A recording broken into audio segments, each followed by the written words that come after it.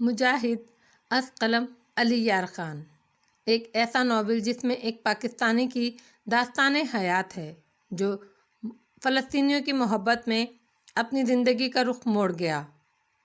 Danny ابھی تک steering پر بیٹھی ہوئی تھی۔ کار سے ٹکرانے والے اپنے آپ کو سنبھال کر پھر مجھ پر حملہ آور ہوئے، لیکن میں انہیں اس کا موقع نہیں دینا چاہتا تھا کہ وہ مجھ پر قابو پا لیں۔ چنانچہ جو ہی وہ مجھ تک پہنچے میں نیچے بیٹھ گیا اور وہ اپنی جھونک میں مجھ سے ٹکرا کر میرے پیچھے الٹ گئے۔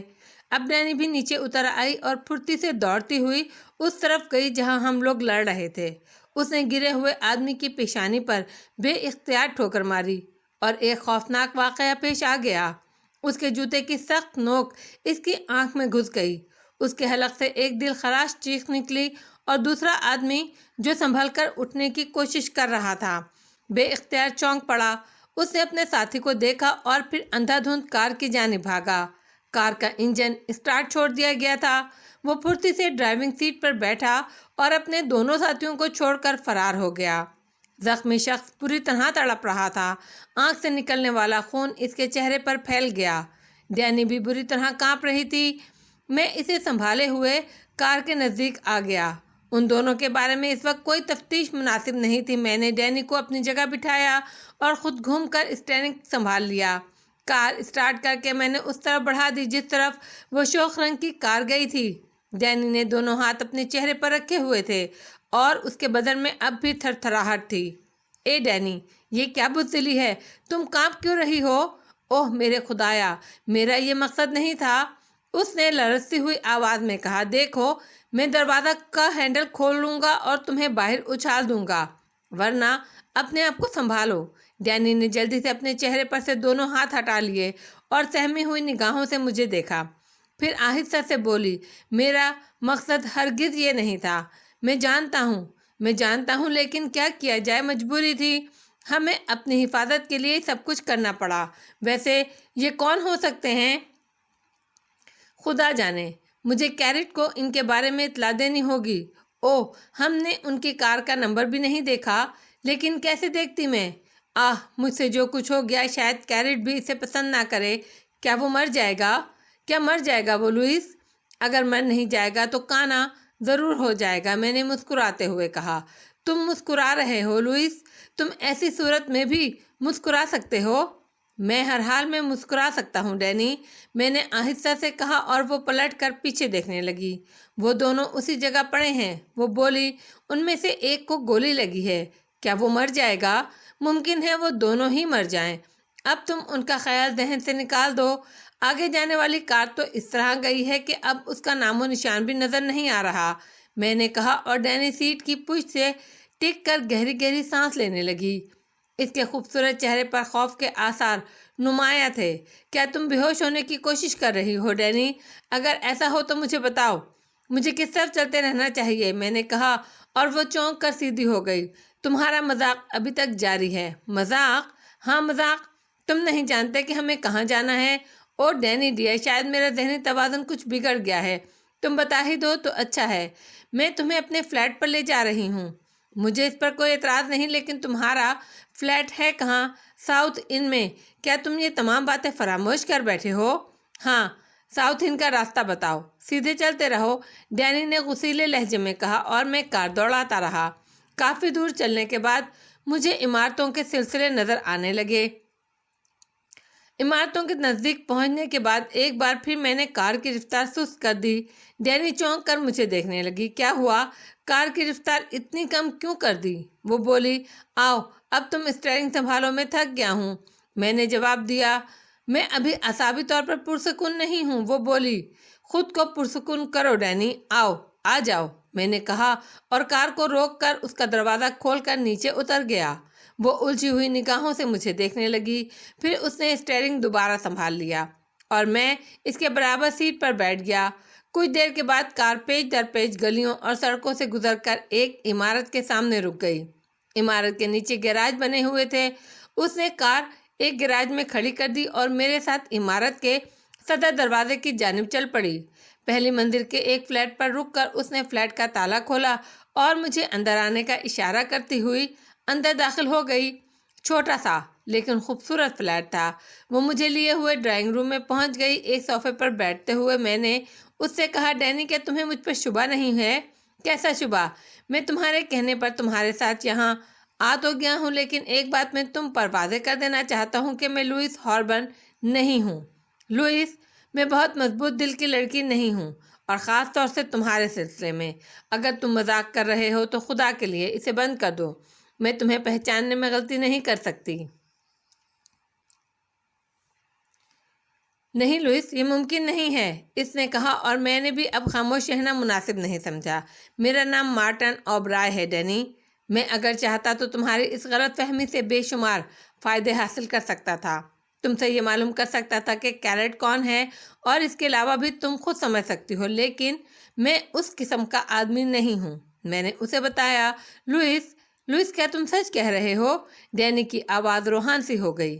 اس کا چہرہ زرد ہو رہا تھا۔ پھر وہ اپنی جگہ سے اٹھی اور میرے نزدیک پہنچ کر اس نے میرا بازو پکڑ لیا۔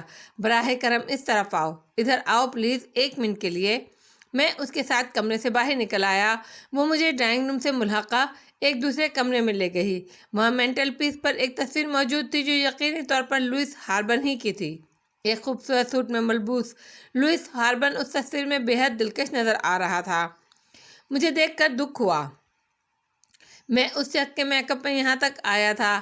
معلوم نہیں دانش رمزی اور شہناز مرزوقہ نے اس کے ساتھ کیا سلوک کیا۔ اگر کہیں انہوں نے اسے ختم کر دیا تو صرف اس خیال کے تحت کہ میرا راز فاش نہ ہو جائے تو یہ اس لڑکی پر ظلم ہوگا۔ مگر یہ معاملہ ایسا تھا جس میں کوئی مداخلت نہیں کر سکتا تھا۔ اس نے تصویر کو دیکھا اور پھر میری شکل کو دیکھنے لگی۔ بتاؤ، کیا اب بھی تم اس بات سے انکار کرو گے کہ تم لوئس ہاربن نہیں ہو؟ اگر تم میرے ہاتھوں کچھ نقصانات اٹھانا چاہتی ہو تو میں خاموش ہو جاؤں گا۔ مجھے اس پر کوئی اعتراض نہیں ہے، میں نے جواب دیا، اور وہ پرمجدہ سی نظر آنے لگی۔ تو تم کون ہو؟ اس نے پوچھا۔ میں تمہیں بتا چکا ہوں، میرا نام مارٹن اوبرائے ہے۔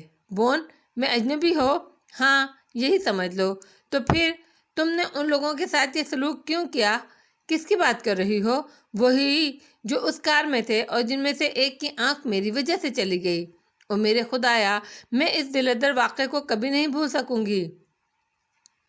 وہ لوگ کسی اچھے ارادے سے وہاں نہیں رکے تھے۔ پتہ نہیں مجھے اور تمہیں کیا نقصان پہنچاتے۔ ممکن ہے اغوا کر کے کہیں لے جاتے۔ آخر کوئی نہ کوئی مقصد تو ہوگا ان کا، اپنی اور تمہاری حفاظت کے لیے۔ میں نے اپنا فرض پورا کیا ہے، اس میں تم چاہتی ہو؟ تم کیا جانتی ہو ڈینی؟ میرا کوئی قصور نہیں ہے۔ مگر ڈینی کا لہجہ اندرونی ہی جان سے سرخ ہو گیا تھا۔ وہ بے بسی کی تصویر بن گئی تھی۔ میں نے اس سے آہستہ سے کہا، پریشان ہونے کی ضرورت نہیں۔ تم اس بات پر یقین کرو کہ لوئس ہاربن جہاں بھی گیا ہے اس فلائٹ سے واپس نہیں آیا۔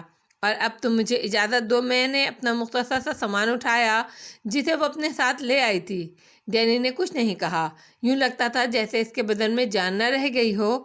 میں اس کے فلیٹ سے نکل آیا۔ نیچے آنے کے بعد تھوڑی دور چلنے تک پیدل چلتا رہا، پھر ایک ٹیکسی روک کر اس میں بیٹھ گیا۔ ڈرائیور سے میں نے کسی عمدہ سے ہوٹل تک چلنے کے لیے کہا۔ ٹیکسی چل پڑی۔ میری نگاہوں میں ڈینی براؤنز کا حیران چہرہ گھوم رہا تھا۔ اس لڑکی کے انداز سے سب کچھ معلوم ہو گیا تھا۔ لوئس ہاربن اس کے محبوب کی حیثیت رکھتا تھا اور میں کسی طور پر اس کے جذبات کو ٹھیس نہیں پہنچا سکتا تھا۔ جلد یا بدیر یہ راز کھلنا تھا، چنانچہ اس وقت اس کے سامنے شرمندہ ہونے سے بہتر تھا میں اس کی غلط فہمی دور کر دوں۔ ڈرائیور نے مجھے ہوٹل کریانو پہنچا دیا۔ باہر ہی سے اس عمارت کی شاندار ہونے کا اندازہ ہو رہا تھا۔ چنانچہ ڈرائیور کو کرایہ دے کر میں کریانو میں داخل ہو گیا۔ تھوڑی دیر کے بعد میں کریانو کے ایک خوبصورت کمرے میں تھا۔ ابتدائی ضروریات سے فارغ ہو کر میں آرام سے ایک کرسی پر نیم دراز ہو گیا۔ اب آئندہ پروگرام پر غور کرنا تھا۔ لوئس ہاربن بھی یقینی طور پر اینڈریو ہی کی طرح ایک پراسرار کردار تھا۔ میں اس کی شخصیت کے بارے میں کچھ نہیں معلوم کر سکتا تھا۔ دانش رمزی بھی اس سلسلے میں بے قصور تھا۔ اس نے مجبوری کے عالم میں ایک ایسے شخص کا انتخاب کر لیا تھا جو تل ابیب سے مغربی جرمنی جانا چاہتا تھا۔ وہ کون ہے، کیا ہے، اسے یہ سب معلوم کرنے کا موقع نہیں ملا تھا۔ اس وقت میں بڑی خطرناک صورتحال سے دوچار تھا اور کسی عام شکل میں تل ابیب سے نکل آنا ممکن نہیں تھا۔ لیکن اب کیا کرنا چاہیے؟ آخر میں نے فیصلہ کیا کہ جب تک دانش رمزی یہاں نہیں پہنچ جاتا مجھے لوئس ہاربن کی حیثیت سے وقت گزارنا چاہیے۔ بصورت دیگر میں خود کو بالکل اجنبی محسوس کروں گا۔ لوئس ہاربن بن کر معاملہ مجھے کافی دلچسپ محسوس ہو رہا تھا۔ شام کو میں ہوٹل کے ڈائننگ ہال میں آ گیا۔ ہال میں بہت کم میزیں خالی تھیں۔ میں اپنی میز پر جا بیٹھا۔ محصور کر دینے والی دھنیں فضا میں تیر رہی تھیں اور رنگینیاں چاروں طرف بکھری ہوئی تھیں۔ طرح طرح کے تماشے وہاں موجود تھے۔ میں دلچسپی سے ان ہنگاموں کو دیکھتا رہا۔ اس دوران کئی لڑکیوں سے معذرت کرنا پڑی۔ کافی دیر اسی طرح گزر گئی اور پھر مجھے چونکنا پڑا۔ وہ 3 آدمی تھے اور خاصے پررعب چہرے کے مالک تھے۔ ابھی تھوڑی دیر قبل ہال میں داخل ہوئے تھے، لیکن میرے ان کی طرف متوجہ ہونے کی وجہ یہ تھی کہ وہ چور نگاہوں سے بار بار مجھے دیکھ رہے تھے اور آپس میں کچھ اشارے بھی کرتے جا رہے تھے۔ اسی وقت ایک لڑکی میرے نزدیک آ گئی۔ دراز قامت تھی، چہرے سے آوارہ نہیں معلوم ہوتی تھی۔ میں یہاں بیٹھنا چاہتی ہوں، اس نے کہا، اور جواب میں نے بارہا کہے ہوئے جملے دہرائے، یعنی یہ کہ مجھے اپنی دوست کا انتظار ہے، لہٰذا میں کسی اور کو اپنی میز پر جگہ نہیں دے سکتا۔ میں تمہاری دوست کی جگہ پر کرنے نہیں آئی، بلکہ تم سے کچھ کام ہیں مجھے، اس نے کہا، اور میں چونک کر اس کی شکل دیکھنے لگا۔ کیا تم مجھے جانتی ہو؟ میں نے سوال کیا۔ ہاں، یہی سمجھ لو۔ کیا نام ہے میرا؟ میں نے سوال کیا۔ اس تمام گفتگو کی ضرورت نہیں، آپ کا انتظار کیا جا رہا ہے، لڑکی نے کہا۔ کیا مطلب؟ کون انتظار کر رہا ہے میرا؟ میں نے سوال کیا۔ چونک کر دیکھنے کی ضرورت نہیں، وہ 3 حضرات یقیناً آپ انہیں نہیں پہچانتے ہیں مسٹر ہاربن، لڑکی نے کہا اور انہی تینوں آدمیوں کی طرف اشارہ کیا جو میری نگاہوں میں مشکوک ہو چکے تھے۔ وہ کون ہیں اور مجھ سے کیا چاہتے ہیں؟ معلوم ہو جائے گا۔ آپ ان کی میز پر تشریف لے چلیے، یا پھر اگر آپ پسند کریں تو وہ آپ کے پاس پہنچ جائیں گے۔ میں صرف ایک پیغام رساں ہوں۔ لڑکی نے مجھے میرے موجودہ نام سے پکارا تھا، چنانچہ میں نے کہا، ٹھیک ہے، میں ان سے مل لیتا ہوں، اور میں اپنی جگہ سے اٹھ گیا۔ چند لمحوں بعد میں ان کے پاس پہنچ گیا۔ ان لوگوں نے گردنیں خم کر کے میرا استقبال کیا اور پھر مجھے بیٹھنے کی پیشکش کی۔ ہیلو مسٹر ہاربن، کیسے مزاج ہیں آپ کے؟ بھاری جسم والے شخص نے کھردرے لہجے میں کہا۔ میں آپ کو نہیں پہچانتا مسٹر، مگر ہم آپ کو پہچانتے ہیں، اور ہماری درخواست ہے کہ آپ ہم سے دوستانہ انداز میں پیش آئیں۔ ہم کسی بھی طور آپ کے لیے ضرر رساں نہیں ہیں، بلکہ ان قدردانوں میں سے ہیں جن کی اہمیت آپ سمجھتے ہیں۔ تعجب کی بات ہے، میں کچھ قدردان بھی رکھتا ہوں، مجھے یہ معلوم نہیں تھا۔ مسٹر ہاربن، ہم آپ سے عاجزانہ درخواست کرتے ہیں کہ تھوڑی دیر کے لیے ہمیں بھی اپنے شناساؤں میں شمار کریں۔ ممکن ہے ہمارے درمیان ہونے والی گفتگو تسلی بخش ہو۔ میں اس میں کوئی حرج نہیں سمجھتا۔ فرمائیے، کیا خدمت کر سکتا ہوں آپ کی؟ یہاں یہ گفتگو مناسب نہیں ہوگی۔ دراصل آپ کی آمد قطعاً غیر متوقع ہے۔ میں پہلے آپ سے اپنا تعارف کرا دوں۔ میرا نام ٹراڈی ڈانتے ہے، اور میں بھی ان لوگوں میں سے ہوں جو آپ کی ذات سے دلچسپی رکھتے ہیں، لیکن میں چاہتا ہوں کہ آپ کی ملاقات اپنے چیف مسٹر اسمتھ سے کراؤں۔ وہ آپ سے ملنے کے خواہش مند ہیں۔ پہلا سوال میں آپ سے یہ کروں گا مسٹر دانتے کہ آپ کو میری واپسی کے بارے میں اطلاع کیسے ملی؟ دراصل آپ کی وجہ سے جو ہنگامے ہو رہے ہیں اور جتنے لوگ آپ کی جانب متوجہ ہیں، آپ کو اس صورتحال کا علم نہیں ہے۔ آپ کے بارے میں پل پل کی خبریں رکھی جا رہی ہیں۔ آپ کی آمد بالکل غیر متوقع تھی۔ یہاں کے چپے چپے پر آپ کو تلاش کیا جا رہا ہے، اور آپ کے ان تمام دوستوں کو ٹٹولا جا رہا ہے جو آپ کے بارے میں ذرا سی بھی معلومات رکھتے ہیں۔ قدردانوں کا ایک پورا گروپ آپ کے پیچھے لگا ہوا ہے مسٹر ہاربن، اور وہ ہر قیمت پر آپ سے سودا کر لینا چاہتے ہیں۔ ہم بھی انہی میں سے ایک ہیں۔ ہماری خواہش ہے کہ ہمارے اور آپ کے درمیان بات بن جائے۔ میرے چیف مسٹر اسمتھ تقریباً 2 ماہ سے یہاں مقیم ہیں اور آپ کے بارے میں معلومات حاصل کر رہے ہیں۔ ہمارے ذرائع معلومات کے مطابق آپ کو ایئرپورٹ پر دیکھا گیا تھا، اور شاید ڈینی براؤنسن آپ کے ساتھ تھی۔ اس کے بعد ہم نے شدومت سے آپ کی تلاش شروع کر دی اور بالآخر یہاں پہنچ گئے۔ تو اب آپ کیا چاہتے ہیں؟ میں نے گہری سانس لے کر سوال کیا۔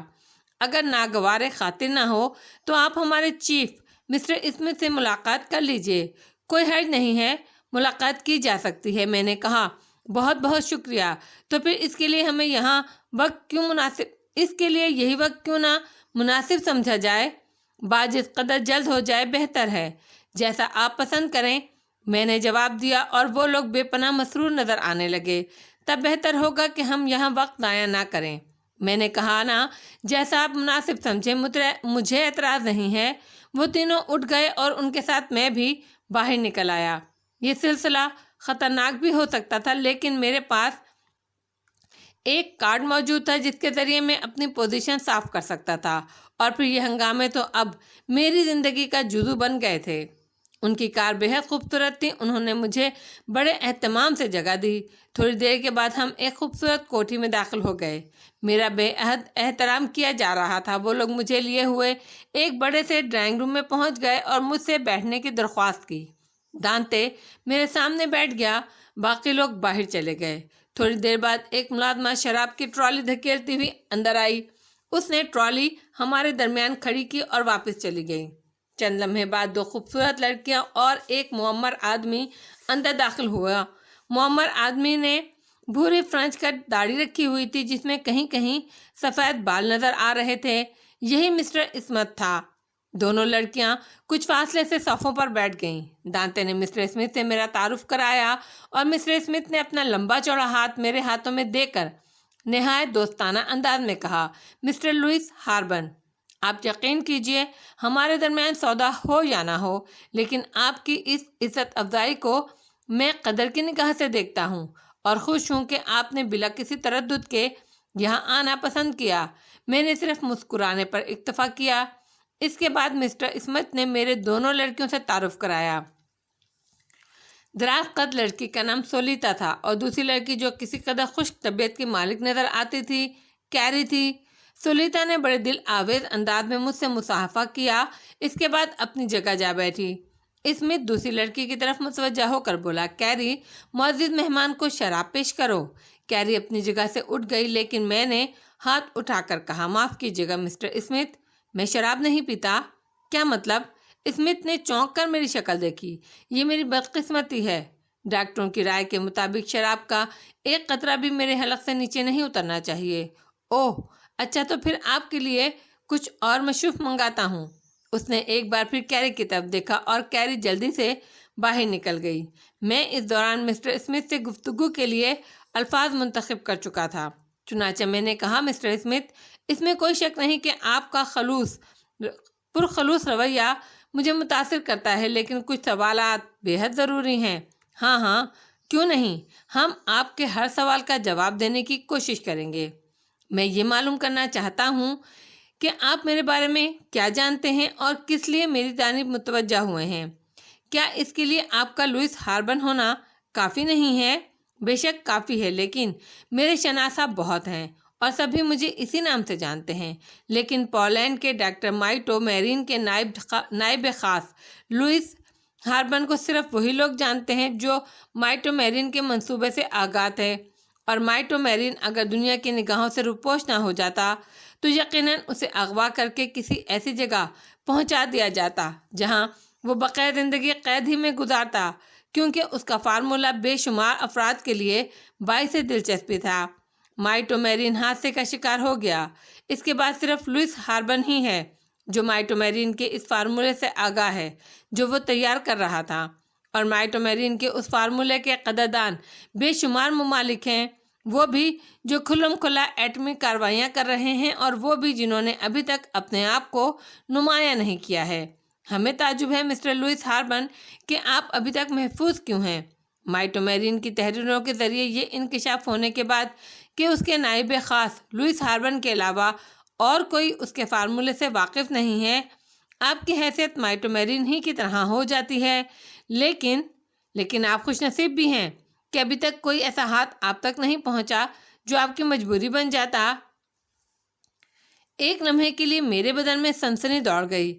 کیا لوئس ہاربن کوئی ایسی ہی اہم شخصیت تھی؟ اس کا مقصد ہے کہ میں کسی بہت بڑے جنجال میں پھر پھنس گیا ہوں۔ پھر میرے ذہن میں ایک بجلی سی چمکی۔ لوئس ہاربن کا تل ابیب جانا کیا معنی رکھتا تھا سوائے اس کے کہ اب کیا کہا جا سکتا تھا کہ لوئس ہاربن اسرائیل کے ہاتھ اپنا تباہ کن فارمولہ بیچنا چاہتا تھا، اور یہ صرف اتفاق ہے کہ وہ ان لوگوں کے ہاتھ لگ گیا جو اسرائیل دشمنی میں سب سے آگے تھے۔ خدا کی پناہ، اگر ایسی کوئی بات ہے تو پھر میرا یہ میک اپ میرے لیے بے انتہا خطرناک ثابت ہو سکتا ہے۔ ایک لمحے کے لیے میں نے سوچا، پھر میں نے اپنے ذہن کی اس کشمکش سے آزاد کر لیا۔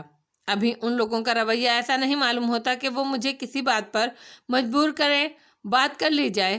کیا حرج ہے؟ تھوڑا سا وقت دلچسپ انداز میں گزرے گا۔ ہر چند کہ یہ دلچسپی بڑی خطرناک نوعیت کی تھی، لیکن ان معاملات سے میں بالکل چشم پوشی نہیں کر سکتا تھا۔ یہ ایک نیا سلسلہ میرے سامنے آ گیا تھا جو ایک طرح سے عاقل توریت کے مشن سے تعلق رکھتا تھا۔ ہونا تو یہ چاہیے تھا کہ میں فوری طور پر کسی نہ کسی طرح اپنے دوستوں کو اس بات سے آگاہ کروں کہ لوئس ہاربن نامی شخص جسے انہوں نے گرفتار کر لیا ہے بے حد خطرناک ہے۔ اسے فوراً ہلاک کر دیا جائے اور وہ خطرناک فارمولہ اسرائیل کے ہاتھ نہ لگ جائے۔ لیکن یہ اس وقت تک ممکن نہیں تھا جب تک وہ دونوں یعنی دانش احمدی اور شہناز مزروقہ یہاں نہ پہنچ جائیں۔ اس وقت تک ان معاملات سے قطعی لا تعلق بھی نہیں رہا جا سکتا تھا۔ ان سے منسلک رہ کر ہی زیادہ معلومات حاصل کی جا سکتی تھیں۔ وہ لڑکی ڈینی براؤنسن اور وہ شخص جس کا نام اس نے کیرٹ لیا تھا یقیناً اسی چکر میں تھے۔ ان لوگوں کی گفتگو کی روشنی میں یہ اندازہ بھی ہوتا تھا، اور وہ بھی دوسرے گروہ میں تاکید میں تھے۔ لڑکی سے میں یہ کہہ کر جان چھڑا چکا تھا کہ میں لوئس ہاربن نہیں ہوں، لیکن اب اگر تازہ معلومات کی روشنی میں اس سے بھی رابطے میں رکھوں تو کوئی حرج نہیں۔ اب کم از کم میں بالکل اندھیرے میں تو نہیں تھا۔ میں نے مسٹر اسمتھ سے مسکرا کر کہا، شکریہ مسٹر اسمتھ، لیکن کچھ ایسی باتیں بھی ہیں جن کا علم ابھی تک آپ لوگوں کو نہیں ہے۔ مثلاً اگر میں آپ سے یہ کہوں کہ اس فارمولے کے سلسلے میں بذات خود میں ہی سب کچھ نہیں ہوں، بلکہ چند اور بھی ہیں جو اس سلسلے میں اہم حیثیت رکھتے ہیں، تو آپ شاید اس بات پر یقین نہیں کریں گے۔ ہاں، بلا شبہ یہ بات ہمارے لیے ناقابل یقین ہوگی، اور ہم یہی تصور کریں گے کہ آپ ہمیں ٹالنا چاہتے ہیں۔ نہیں مسٹر اسمتھ، ایسی بات نہیں ہے۔ مسٹر مائٹو میرین کی شخصیت چونکہ عام لوگوں سے الگ تھلگ رہی ہے، اسی لیے لوگ ان کی ذاتی زندگی سے ناواقف ہیں۔ میں آپ کو مختصراً اس بارے میں بتا دوں، میں ان کے نائبین میں سے ایک نمایاں حیثیت ضرور رکھتا ہوں، لیکن انہوں نے کبھی مجھے اپنے منصوبوں کے بارے میں حتمی طور پر آگاہ نہیں کیا۔ البتہ میڈم ڈارین کا ان کے نزدیک بڑی حیثیت رکھتی تھی۔ کیا آپ اس نام سے واقف ہیں؟ نہیں، اسمتھ نے جواب دیا۔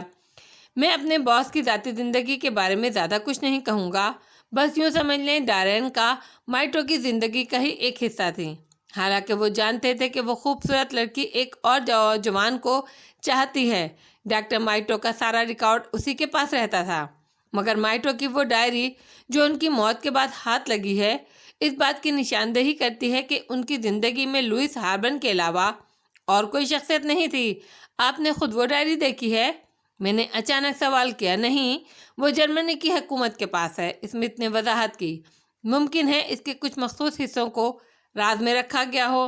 میں نے اس معاملے کو مشکوک بنانے کی کوشش کی۔ کیا آپ درست کہہ رہے ہیں مسٹر ہاربن؟ اسمتھ کے انداز سے پریشانی جھلک رہی تھی۔ میری بات نے اسے کسی قدر الجھا دیا تھا۔ اس کی تصدیق کرنا آپ کا کام ہے۔ وہ لڑکی کہاں مل سکتی ہے؟ اسمتھ نے پوچھا۔ وہ ان دنوں بون میں موجود نہیں ہے۔ کیا اس سے آپ کا رابطہ ہے؟ ایک ہفتے کے اندر اندر وہ مجھ سے ملاقات کرنے والے ہیں، کیونکہ وہ جانتے ہیں کہ اگر فارمولے سے کوئی فائدہ اٹھایا جا سکتا ہے تو میرے تعاون سے۔ میں نے ایک اور شگوفہ چھوڑ دیا۔ اسمتھ کی آنکھوں میں دلچسپی کی چمک پیدا ہو گئی۔ اس نے پرجوش انداز میں ہتھیلی پر گھونسا مارتے ہوئے کہا، گویا آپ کی حیثیت بہر صورت نمایاں ہے، اور ہم آپ سے رابطہ قائم کر کے خسارے میں نہیں ہیں۔ یہ ابھی سے کیسے کہہ سکتے ہیں آپ مسٹر اسمتھ؟ ابھی تو ہماری گفتگو محض رسومات تک ہی محدود ہے۔ دیکھو دوست، تم ہمیں اپنا بہترین رفیق پاؤ گے۔ ہم تمہیں ہر طرح کا تحفظ فراہم کریں گے، اور اگر تم چاہو گے تو اس لڑکی اور اس کے ساتھی کو بھی قابو میں کر لیا جائے گا۔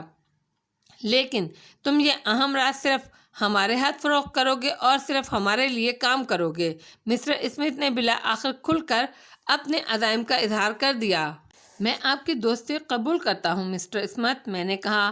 اسمتھ نے گرمجوشی سے مجھ سے مصافحہ کیا، پھر بولا، بس یوں سمجھ لو ہمارے اور تمہارے درمیان یہ معاملہ طے ہے۔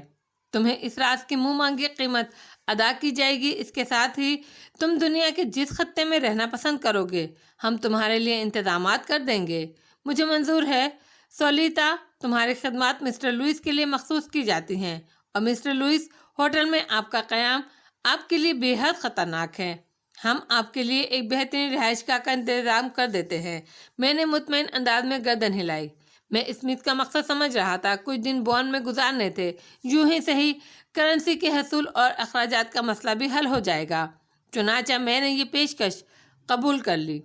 उन लोगों से रुखसत हुआ तो सोलिता मुझ पर मुसल्लत थी। मैं उसे बर्दाश्त करने के लिए तैयार था, क्योंकि माजी में जो वक्त गुजरा था उसने ज़हनी तौर पर भी मुझे निढाल कर दिया था।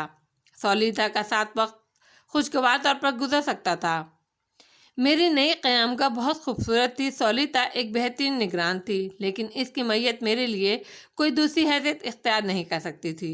ज़िंदगी गुजारने का मेरा अपना एक मेयार था और उस मेयार से मैं कभी नीचे नहीं गिरा था। सोलिता एक साथी की हैसियत से ठीक थी, इससे ज़्यादा कुछ नहीं। ताहम वो मेरे करीब आने की कोशिश में मसरूफ़ थी। आप बेहद खुशनसीब इंसान हैं मिस्टर हॉर्बन, उसने कहा। क्यों मिस सोलिता? बेशुमार ममालिक आपसे क़ुर्बत के ख्वाह हैं और आप पर ख़जानों के मुँह खोल देना चाहते हैं, लेकिन सिर्फ गलत फहमी की बुनियाद पर मैं इस मामले में तन्हा नहीं हूँ। असल लोग दूसरे हैं। एक सवाल करूँ? हाँ करो। डॉरेनिका का आपकी ज़िंदगी में कोई दखल है क्या? मैं बता चुका हूँ, वो मेरे बास की मंजूर नज़र थी और ख़ुद किसी और को चाहती थी। ओह हाँ, ऐसी हालत में वो आपसे ताउन करेगी? हाँ, फार्मूले के सिलसिले में वो मुझसे ताउन करने पर मजबूर है।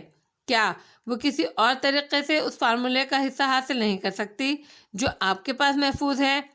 वो सिर्फ फार्मूले के अदाद-ओ-शुमार अपने पास रखती है। उसका अमली तरीक़ा मैं जानता हूँ, और जब वो फार्मूला फ़रोख्त होगा तो मेरी ज़रूरत नागुज़ीर होगी। यकीनन आप उन दोनों से ज़्यादा अहमियत रखते हैं, उसने पुरमसरत लहजे में कहा। फिर किस कदर तजब्बुब के बाद बोली, जो कुछ मैं कहना चाहती हूँ वो कह नहीं पा रही। खौफ का शिकार हूँ। अगर खौफ का ताल्लुक़ मुझसे है तो मैं तुमसे पूरे खलूस से बात कह सकता हूँ कि मुझसे खौफज़दा होने की ज़रूरत नहीं। मैंने बगौर उसे देखते हुए कहा।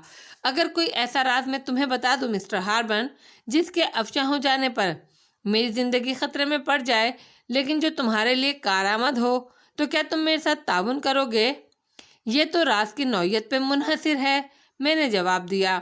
वो परेशान नज़रों से मुझे देखने लगी। मैं अपनी ज़िंदगी का सबसे बड़ा ख़तरा मोल ले रही हूँ, सिर्फ इस उम्मीद पर कि तुम इसे गलत रंग नहीं दोगे और मेरी बातों पर संजीदगी से गौर करोगे। मसला क्या है सोलिता? मुझे इसकी नौयत भी तो मालूम हो। वो थोड़ी देर तक सोचती रही, फिर आहिस्ता से बोली, ये लोग तुमसे मुखलिस नहीं हैं? कौन? क्या तुम्हारी मुराद मिस्टर स्मिथ और उनके साथियों से है? हाँ, उन्हीं की बात कर रही हूँ, सोलिता ने जवाब दिया, और मैं ताज्जुब से उसकी शक्ल देखने लगा। तब वो पुरजोश अंदाज में बोली, हाँ, तुम नहीं जानते मिस्टर हार्बन, ये स्मिथ कितना गहरा और कितना ख़तरनाक आदमी है। मैं बेशक इसकी एक अदना खादमा की हैसियत से इसके साथ काम करती रही हूँ, लेकिन वो जिस नौयत का इंसान है, इसके बारे में ज़िंदगी की बाजी लगाकर तुम्हें बता देना चाहती हूँ। काम हो जाने पर वो सिर्फ तुम्हें कत्ल करने की मनसूबाबंदी करेगा। अगर तुम ये सोचते हो कि वो तुम्हें तुम्हारी मुँहमांगी कीमत अदा कर देगा, तो यकीन करो ये नामुमकिनात में से है, और इसका सबूत यह है कि इसने तुम्हें अपनी कैद में रखा है। इस रिहाइशगाह को तुम एक कैद खाना तस्वुर कर सकते हो, क्योंकि उसने इसे एक मजबूत खौल की हैसियत दे रखी है। अगर तुमने किसी गलत नज़रिए से यहाँ से एक कदम भी बाहर निकाला तो बेशुमार गोलियाँ तुम्हारे बदन में पैवस्त हो जाएंगी। वो तुमसे सिर्फ उस राज और उस फार्मूले से मुखलिस है जो तुम्हारे जहन में महफूज है, और तुम सोलिता, तुम उनमें से नहीं हो? मैंने सवाल किया। मैं उन्हीं में से हूँ, लेकिन अपनी ज़िंदगी की बेहतरी की ख्वाह हूँ। बहुत अरसे से मैं ऐसे हालात से गुजर रही हूँ हॉर्बन, जिन्हें मेरा जहन, मेरा दिल कबूल नहीं करता। मैं मौजूदा हालात से परेशान नहीं हूँ, लेकिन कुछ ऐसी मजबूरियाँ भी मेरे पाँव की जंजीर हैं जो मुझे तन्हा एक कदम भी नहीं चलने देती। मैं किसी ऐसे साथी की तलाश में हूँ जो मुझे अपनी ज़िंदगी में शामिल कर ले, मेरा मुहाफिज, मेरा निगरान बन जाए, मेरी तमाम ज़रूरतों को पूरा करे, मुझसे मोहब्बत करे। मैं आज तक हकीकी मोहब्बत से महरूम रही हूँ, सोलिता जज्बाती लहजे में बोली, और मैं खोपड़ी खुजाने लगा। दिलचस्प और नई बात थी मेरे लिए। ये मैडम सोलिता अब कौन सा नया खेल खेलना चाहती हैं? बहरहाल मैं जो खेल खेल रहा था उसमें भी ऐसी दिलचस्पियाँ होनी चाहिए थीं। चुनाचा मैंने हमदर्दी के आसार चेहरे पर पैदा करके कहा, सोलिदा, जैसा कि तुम जानती हो, मैं ना तो कोई जराइम पेशा आदमी हूँ, ना ही मेरे जहन पर यह भूत सवार हुआ है कि मैं फार्मूला फरोख्त करके दौलतमंद आदमी बन जाऊं। बस वो लोग जो मेरे ज़रिए अपना उल्लू सीधा करना चाहते हैं मुझे इस मोड़ पर ले आए हैं, वरना शायद मैं तो ये हिम्मत कभी भी नहीं कर सकता। ड्राइंका अपने तौर पर जो कुछ कर रही है मैं इससे भी गाफिल नहीं हूँ, और अब से कबल मैंने ये भी नहीं सोचा था कि ड्राइंका को धोखा देकर अपना उल्लू सीधा करूँ। लेकिन ऐसी सूरत में जब हर तरफ लोग अपने ही मुफाद को पेश नज़र रख कर सोच रहे हों, मेरे दिल में भी यह ख्वाहिश है कि मैं अपने तौर पर अपनी ज़िंदगी के लिए कुछ करूं। इसका कोई ज़रिया अब तक मेरे हाथ नहीं आया, लेकिन अब यह सूरत हाल पैदा हो गई है तो मैं भी इस मौके से फ़ायदा उठाने का ख्वाहिशमंद हूँ, और इसीलिए मैंने मिस्टर स्मिथ की पेशकश कबूल की थी। लेकिन अगर स्मिथ तुम्हारे लिए नुकसानदेह साबित हुआ तो ये बात तो तुमने बताई है। मैं तो तुम्हें बता चुका हूँ कि मैं जराइम पेशा लोगों को शनाख्त नहीं कर सकता, लेकिन तुम्हारी इस बात ने मुझे खौफजदा कर दिया है। ओह डियर हॉर्बन, मैं अपनी ज़िंदगी का आखिरी जुआ खेलना चाहती हूँ। मुझे सिर्फ इस बात का यकीन दिला दो कि अगर हम अपनी कोशिश में कामयाब हो गए तो क्या तुम मुझे अपने कदमों में जगह दोगे? सच्ची बात तो यह है मिस सोलिदा कि मैंने इस बारे में कभी नहीं सोचा। एक और लड़की है जो अपने तौर पर मुझे चाहती है, लेकिन मैं कभी उसकी पज़ीराई नहीं कर सका क्योंकि वो मेरे दिल के दरवाज़ों को नहीं खोल सकी। डैनी ब्राउनसन की बात कर रहे हो? हाँ, क्या तुम उसे जानती हो? तुम्हारे बारे में जो पूछगछ की गई उसमें डैनी ब्राउनसन का नाम भी आता है, लेकिन शायद तुम्हारे इल्म में ये बात ना हो कि डैनी ब्राउनसन एक ख़तरनाक आदमी कैरेट के साथ मिलकर वही खेल खेल रही है जो दूसरे खेल रहे हैं। कैरेट डैनी ब्राउनसन के जरिए तुम्हें फंसाना चाहता है और मुसलसल तुम्हारी तलाश में सरगर्दा है। मेरे ख्याल में ये शख्स अपने आप को तुम्हारा दोस्त मुतारफ़ करा चुका है। बहरहाल ये सारा खेल दौलत का है, लेकिन हारबन, मैं सिर्फ दौलत नहीं चाहती बल्कि तुम्हारी ज़िंदगी का तहफ़्फ़ुज़ और तुम्हारे ज़रिए अपनी ज़िंदगी को एक मकसद भी देना चाहती हूँ। इस राज की जो कीमत तुम्हें मिलेगी वो इतनी होगी कि तुम और तुम्हारी कई नस्लें आराम से ज़िंदगी बसर कर सकेंगी। इस ज़िंदगी में एक छोटा सा मुकाम मुझे भी दे देना, बस इससे ज़्यादा मैं और कुछ नहीं चाहती। मगर तुम्हारा मकसद समझ नहीं सका मैं सोलिता, मैंने कहा। सोलिता पुरख्याल अंदाज में गर्दन हिलाने लगी। उसके चेहरे से कशमकश का इजहार हो रहा था। फिर उसने आहिस्ता से कहा, मैं उन लोगों से खुश नहीं हूँ। उनके साथ जो वक्त गुजर रहा है वो मजबूरी है, और ये बात भी मैं जानती हूँ कि वो भी तुम्हें धोखा दे रहे हैं। हाँ, अगर तुम चाहो तो मैं एक ऐसी शख्सियत से तुम्हारा तारुफ करा सकती हूँ जो न सिर्फ इस राज के लिए मुनासिब तरीन बल्कि राज की कीमत और उसकी अदायगी के लिए भी बेहतरीन है, सोलिता ने कहा, और मैं मुतजस्सिस निगाहों से उसे देखने लगा। उसकी शख्सियत अब मेरी समझ में आ रही थी। मैंने आहिस्ता से कहा, वो कौन है? मिस्टर डॉन वोंग लिंग एक बहुत बड़े मुल्क के एजेंट हैं। मेरा उनसे रब्ता है और मैं तुम्हें यकीन दिलाती हूँ कि हमारे लिए उनसे बेहतर आदमी और कोई नहीं होगा। लेकिन ये लोग, हम इन्हें डबल क्रॉस करेंगे। मैं तुम्हें बता चुकी हूँ कि ये जगह तुम्हारे लिए एक कैद खाना है। अगर तुम इतनी आसानी से इनकी दोस्ती कबूल ना कर लेते तो वो मकान ही तुम्हारे लिए अक़ुबत खाना बन जाता जहाँ तुमने स्मिथ से मुलाकात की थी। स्मिथ एक भेड़िया नुमा भेड़िया है। ज़रा सी देर में वो भेड़ की खाल उतार कर सामने आ जाता और तुम हैरान रह जाते। लेकिन तुम शरीफ इंसान हो, तुम उन लोगों की चिकनी चुपड़ी बातों में आ गए और तुम्हारी तरफ से इत्मीनान हो गया उन्हें। इस इमारत के गिर्द उसके आदमी बिखरे हुए हैं। उसने मुझे हुक्म दिया है कि मैं पूरी तरह तुम्हें अपने जाल में फंसा कर रखूं, ख्वाह इसके लिए। सोलिता खामोश हो गई। मिस्टर टंग से तुम्हारा राब्ता है सोलिता? हाँ हाँ, पूरी तरह। तो फिर अब क्या प्रोग्राम है? अगर तुम आमादा हो तो मैं मिस्टर टंग को इत्तला दे दूं और उन्हें तमाम सूरत हाल बता दूं। इसके बाद वही फैसला करेंगे। क्या उनसे राब्ता कायम करना आसान है? मैंने पूछा। हाँ, इसका मुकम्मल इंतज़ाम है मेरे पास, सोलिता ने कहा, और फिर उसने अपने पर्स से लिपस्टिक निकाली और इसका ढक्कन 3 बार मखसूस अंदाज में घुमाकर उसे चेहरे के करीब कर लिया। Hello hello 998, hello hello 98। एक बारीक सी आवाज़ उभरी। मिस्टर टंग प्लीज़, 1 मिनट, एक आवाज़ ने कहा, और चंद लम्हात के बाद फिर आवाज़ उभरी। टंग, सोलिता बोल रही हूँ जनाब। कहो सोलिता, कोई अहम खबर है? مسٹر لوئس ہاربن دستیاب ہو گئے ہیں اور اس وقت میرے پاس موجود ہیں۔ کیا؟ آواز باریک ہونے کے باوجود اس میں چھپی ہوئی حیرت محسوس کی جا سکتی تھی۔ جی ہاں، مسٹر اسمتھ نے ان سے کاروباری گفتگو کر لی ہے اور اب ہم ٹرنک اسکوائر کے بنگلہ نمبر 7 میں ہیں۔ تفصیلی گفتگو بالمشافہ ہی ہو سکتی ہے۔ اس عمارت کے گرد بے شمار مسلح افراد پھیلے ہوئے ہیں جو ہم لوگوں کی نگرانی پر مامور ہیں۔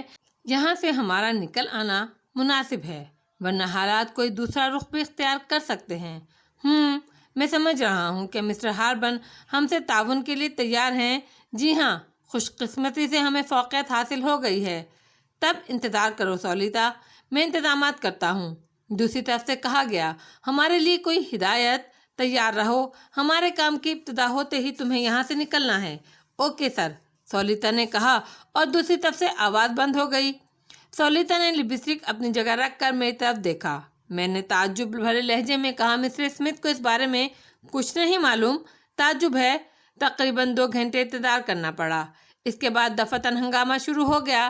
پے در پے دھماکوں سے فضا گونج اٹھی تو سولیتا نے میرا ہاتھ پکڑا اور دروازے کی طرف دوڑی، لیکن اسی وقت اسمتھ کے مسلح ساتھی اندر گھس آئے۔ اوہ مس سولیتا، چند مسلح افراد نے حملہ کیا ہے، ان کی تعداد کافی معلوم ہوتی ہے۔ تو یہاں کیا کر رہے ہو؟ مقابلہ کرو۔ سولیتا غرائی اور وہ بوکھلائے ہوئے واپس باہر نکل گئے۔ سولیتا نے میری طرف دیکھا اور پھر میرا ہاتھ پکڑ کر دوڑنے لگی۔ دفعتاً ہمارے نزدیک ہی دستی بم کا دھماکہ ہوا اور اس کے ساتھ ہی سولیتا کی چیخ ابھری۔ اس کا ہاتھ میرے ہاتھ سے چھوٹ گیا، پھر چند گولیاں میرے بالکل نزدیک سے گزریں۔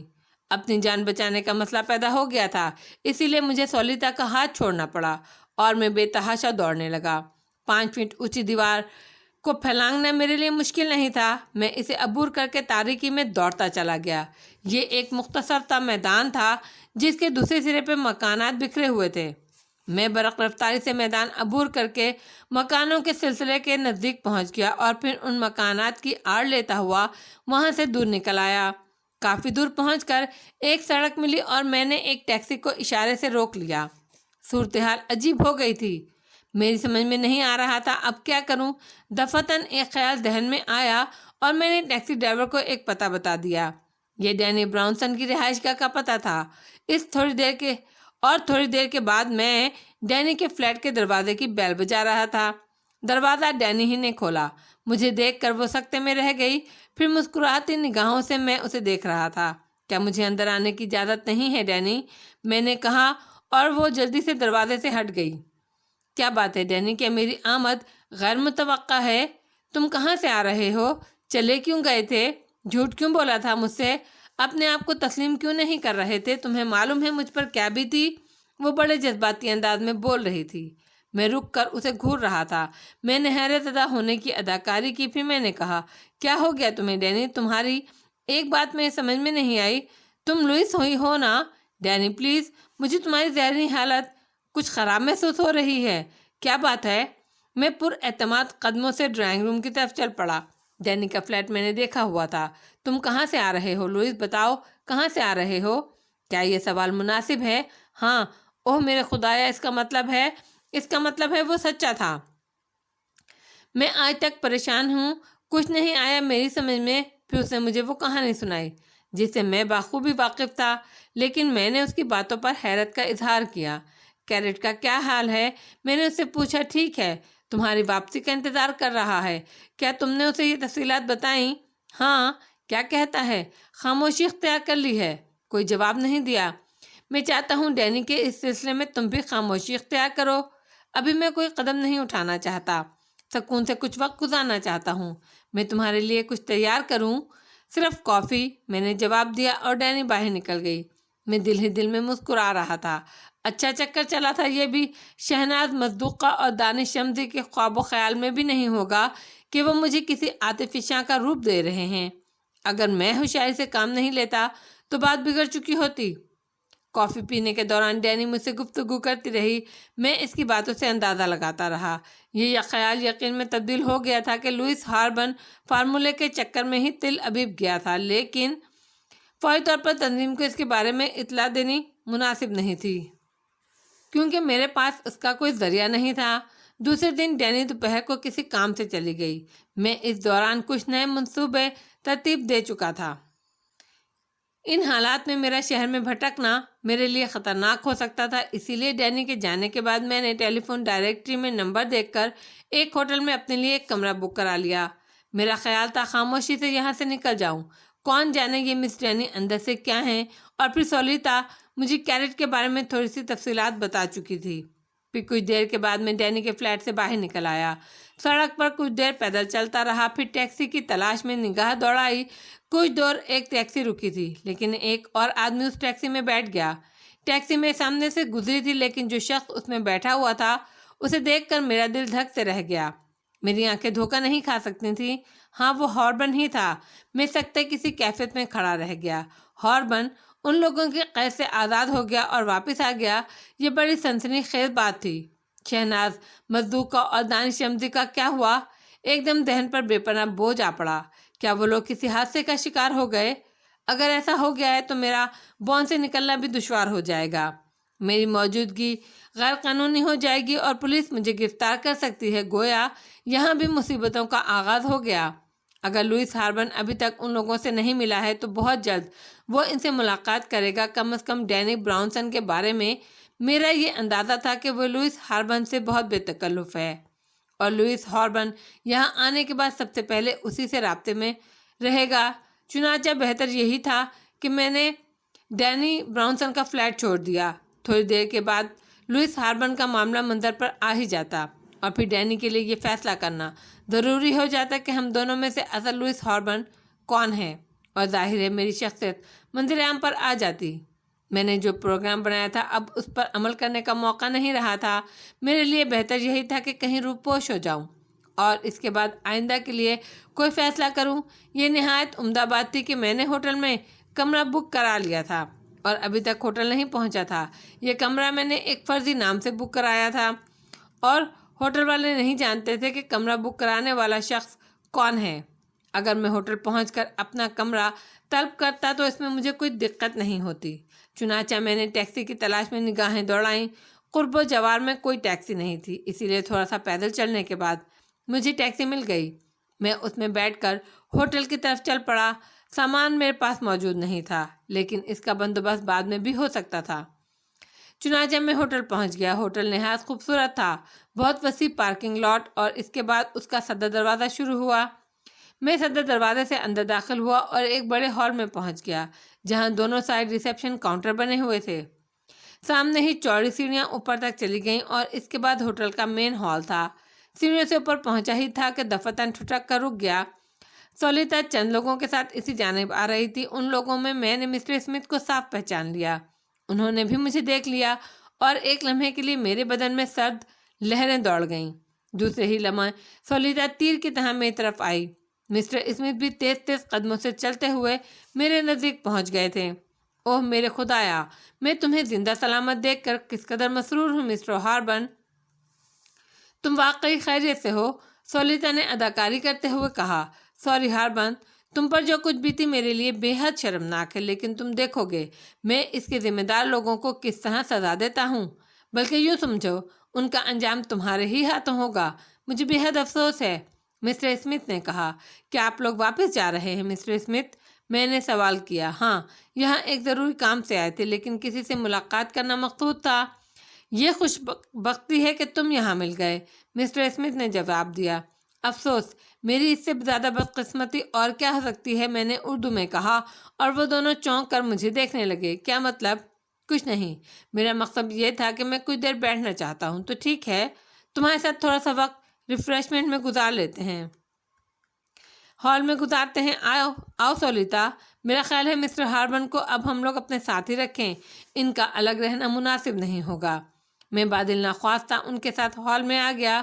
ایک میز پر بیٹھنے کے بعد مسٹر اسمتھ نے مشروبات کا آرڈر دیا۔ وہ جانتے تھے میں شراب نہیں پیتا۔ سولیتا عجیب سی نگاہوں سے 2-3 بار مجھے دیکھ چکی تھی اور آنکھوں ہی آنکھوں میں مجھے ہوشیار رہنے کا اشارہ کر چکی تھی۔ مشروبات کے برتن ہمارے سامنے آ گئے۔ میں خوش ذائقہ مشروب کے چھوٹے چھوٹے سپ لینے لگا۔ میرا ذہن تیزی سے منصوبہ بندی میں مصروف تھا۔ میں کوئی ایسا کام کرنا چاہتا تھا کہ ان لوگوں سے فی الحال میری جان چھوٹ جائے۔ سولیتا، میں نے اسے مخاطب کیا، ان لوگوں کے بارے میں کچھ معلوم ہو سکا جو ہماری رہائش گاہ پر حملہ آور ہوئے تھے؟ افسوس، ان میں سے ایک بھی ہمارے ہاتھ نہیں لگ سکا۔ سولیتا نے میرا مطلب سمجھ کر جواب دیا، آپ کے خیال میں وہ کون لوگ ہو سکتے ہیں مسٹر اسمتھ؟ انہیں میں سے کوئی جو تم سے فائدہ حاصل کرنا چاہتے ہیں۔ اچک کے قسم کے لوگ ایسی حرکتوں کے سوا اور کیا کر سکتے ہیں؟ مگر مجھے تعجب ہے ان لوگوں کو تمہاری اس رہائش گاہ کے بارے میں کیسے علم ہو گیا؟ خدا جانے، میں نے کرسی کی پوچھ سے ٹک کر کہا۔ اس وقت ان کمبختوں سے جان بچانے کو نکل جانے کو کوئی ترکیب ذہن میں نہیں آ رہی تھی۔ میں بڑی بے بسی محسوس کر رہا تھا۔ مشروب کا گلاس خالی ہو گیا، لیکن میرے ذہن میں ایسی کوئی مؤثر ترکیب نہیں آئی جس سے میں ان کمبختوں سے جان بچا سکتا، اور مجبوراً یہی فیصلہ کرنا پڑا کہ تھوڑا سا وقت اس طرح اور گزار لیا جائے، اس کے بعد میں ان کے جال سے نکلنے کی کوشش کروں گا۔ چنانچہ میں نے اپنے رویے میں تبدیلی پیدا کر لی اور گھل مل کر ان سے باتیں کرنے لگا۔ تھوڑی دیر بعد مسٹر اسمتھ نے کہا، کیا خیال ہے اب ہم چلیں؟ ہاں مسٹر اسمتھ، میرا خیال ہے کسی پبلک مقام پر ہمارا زیادہ تر بیٹھے رہنا مناسب نہیں۔ ویسے بھی میں بڑی ہمت کر کے یہاں تک پہنچا تھا، سمجھ نہیں آ رہا تھا کیا کروں، میں نے جواب دیا، اور مسٹر اسمتھ بل کی رقم میز پر رکھ کر اٹھ کھڑے ہوئے۔ تھوڑی دیر کے بعد میں ایک قیدی کی طرح ان کے ساتھ سفر کر رہا تھا۔ سولیتا میرے ساتھ بیٹھی تھی۔ اس نے ایک دو بار میرے پہلو میں ٹہوکے بھی دیے، اور مقصد یہی تھا کہ مجھے بہت زیادہ محتاط اور ہوشیار رہنا چاہیے۔ ایک بار پھر ہم اس عمارت میں پہنچ گئے جس میں پہلی بار میری ملاقات مسٹر اسمتھ سے ہوئی تھی۔ مسٹر اسمتھ نے کہا، بہتر یہ ہے مسٹر ہاربن کہ اب آپ یہیں قیام کریں، آپ کے لیے یہ مناسب ترین جگہ ہے، اور ویسے بھی آپ کو یہاں کوئی تکلیف نہیں ہوگی۔ سولیتا آپ کا پورا خیال رکھے گی۔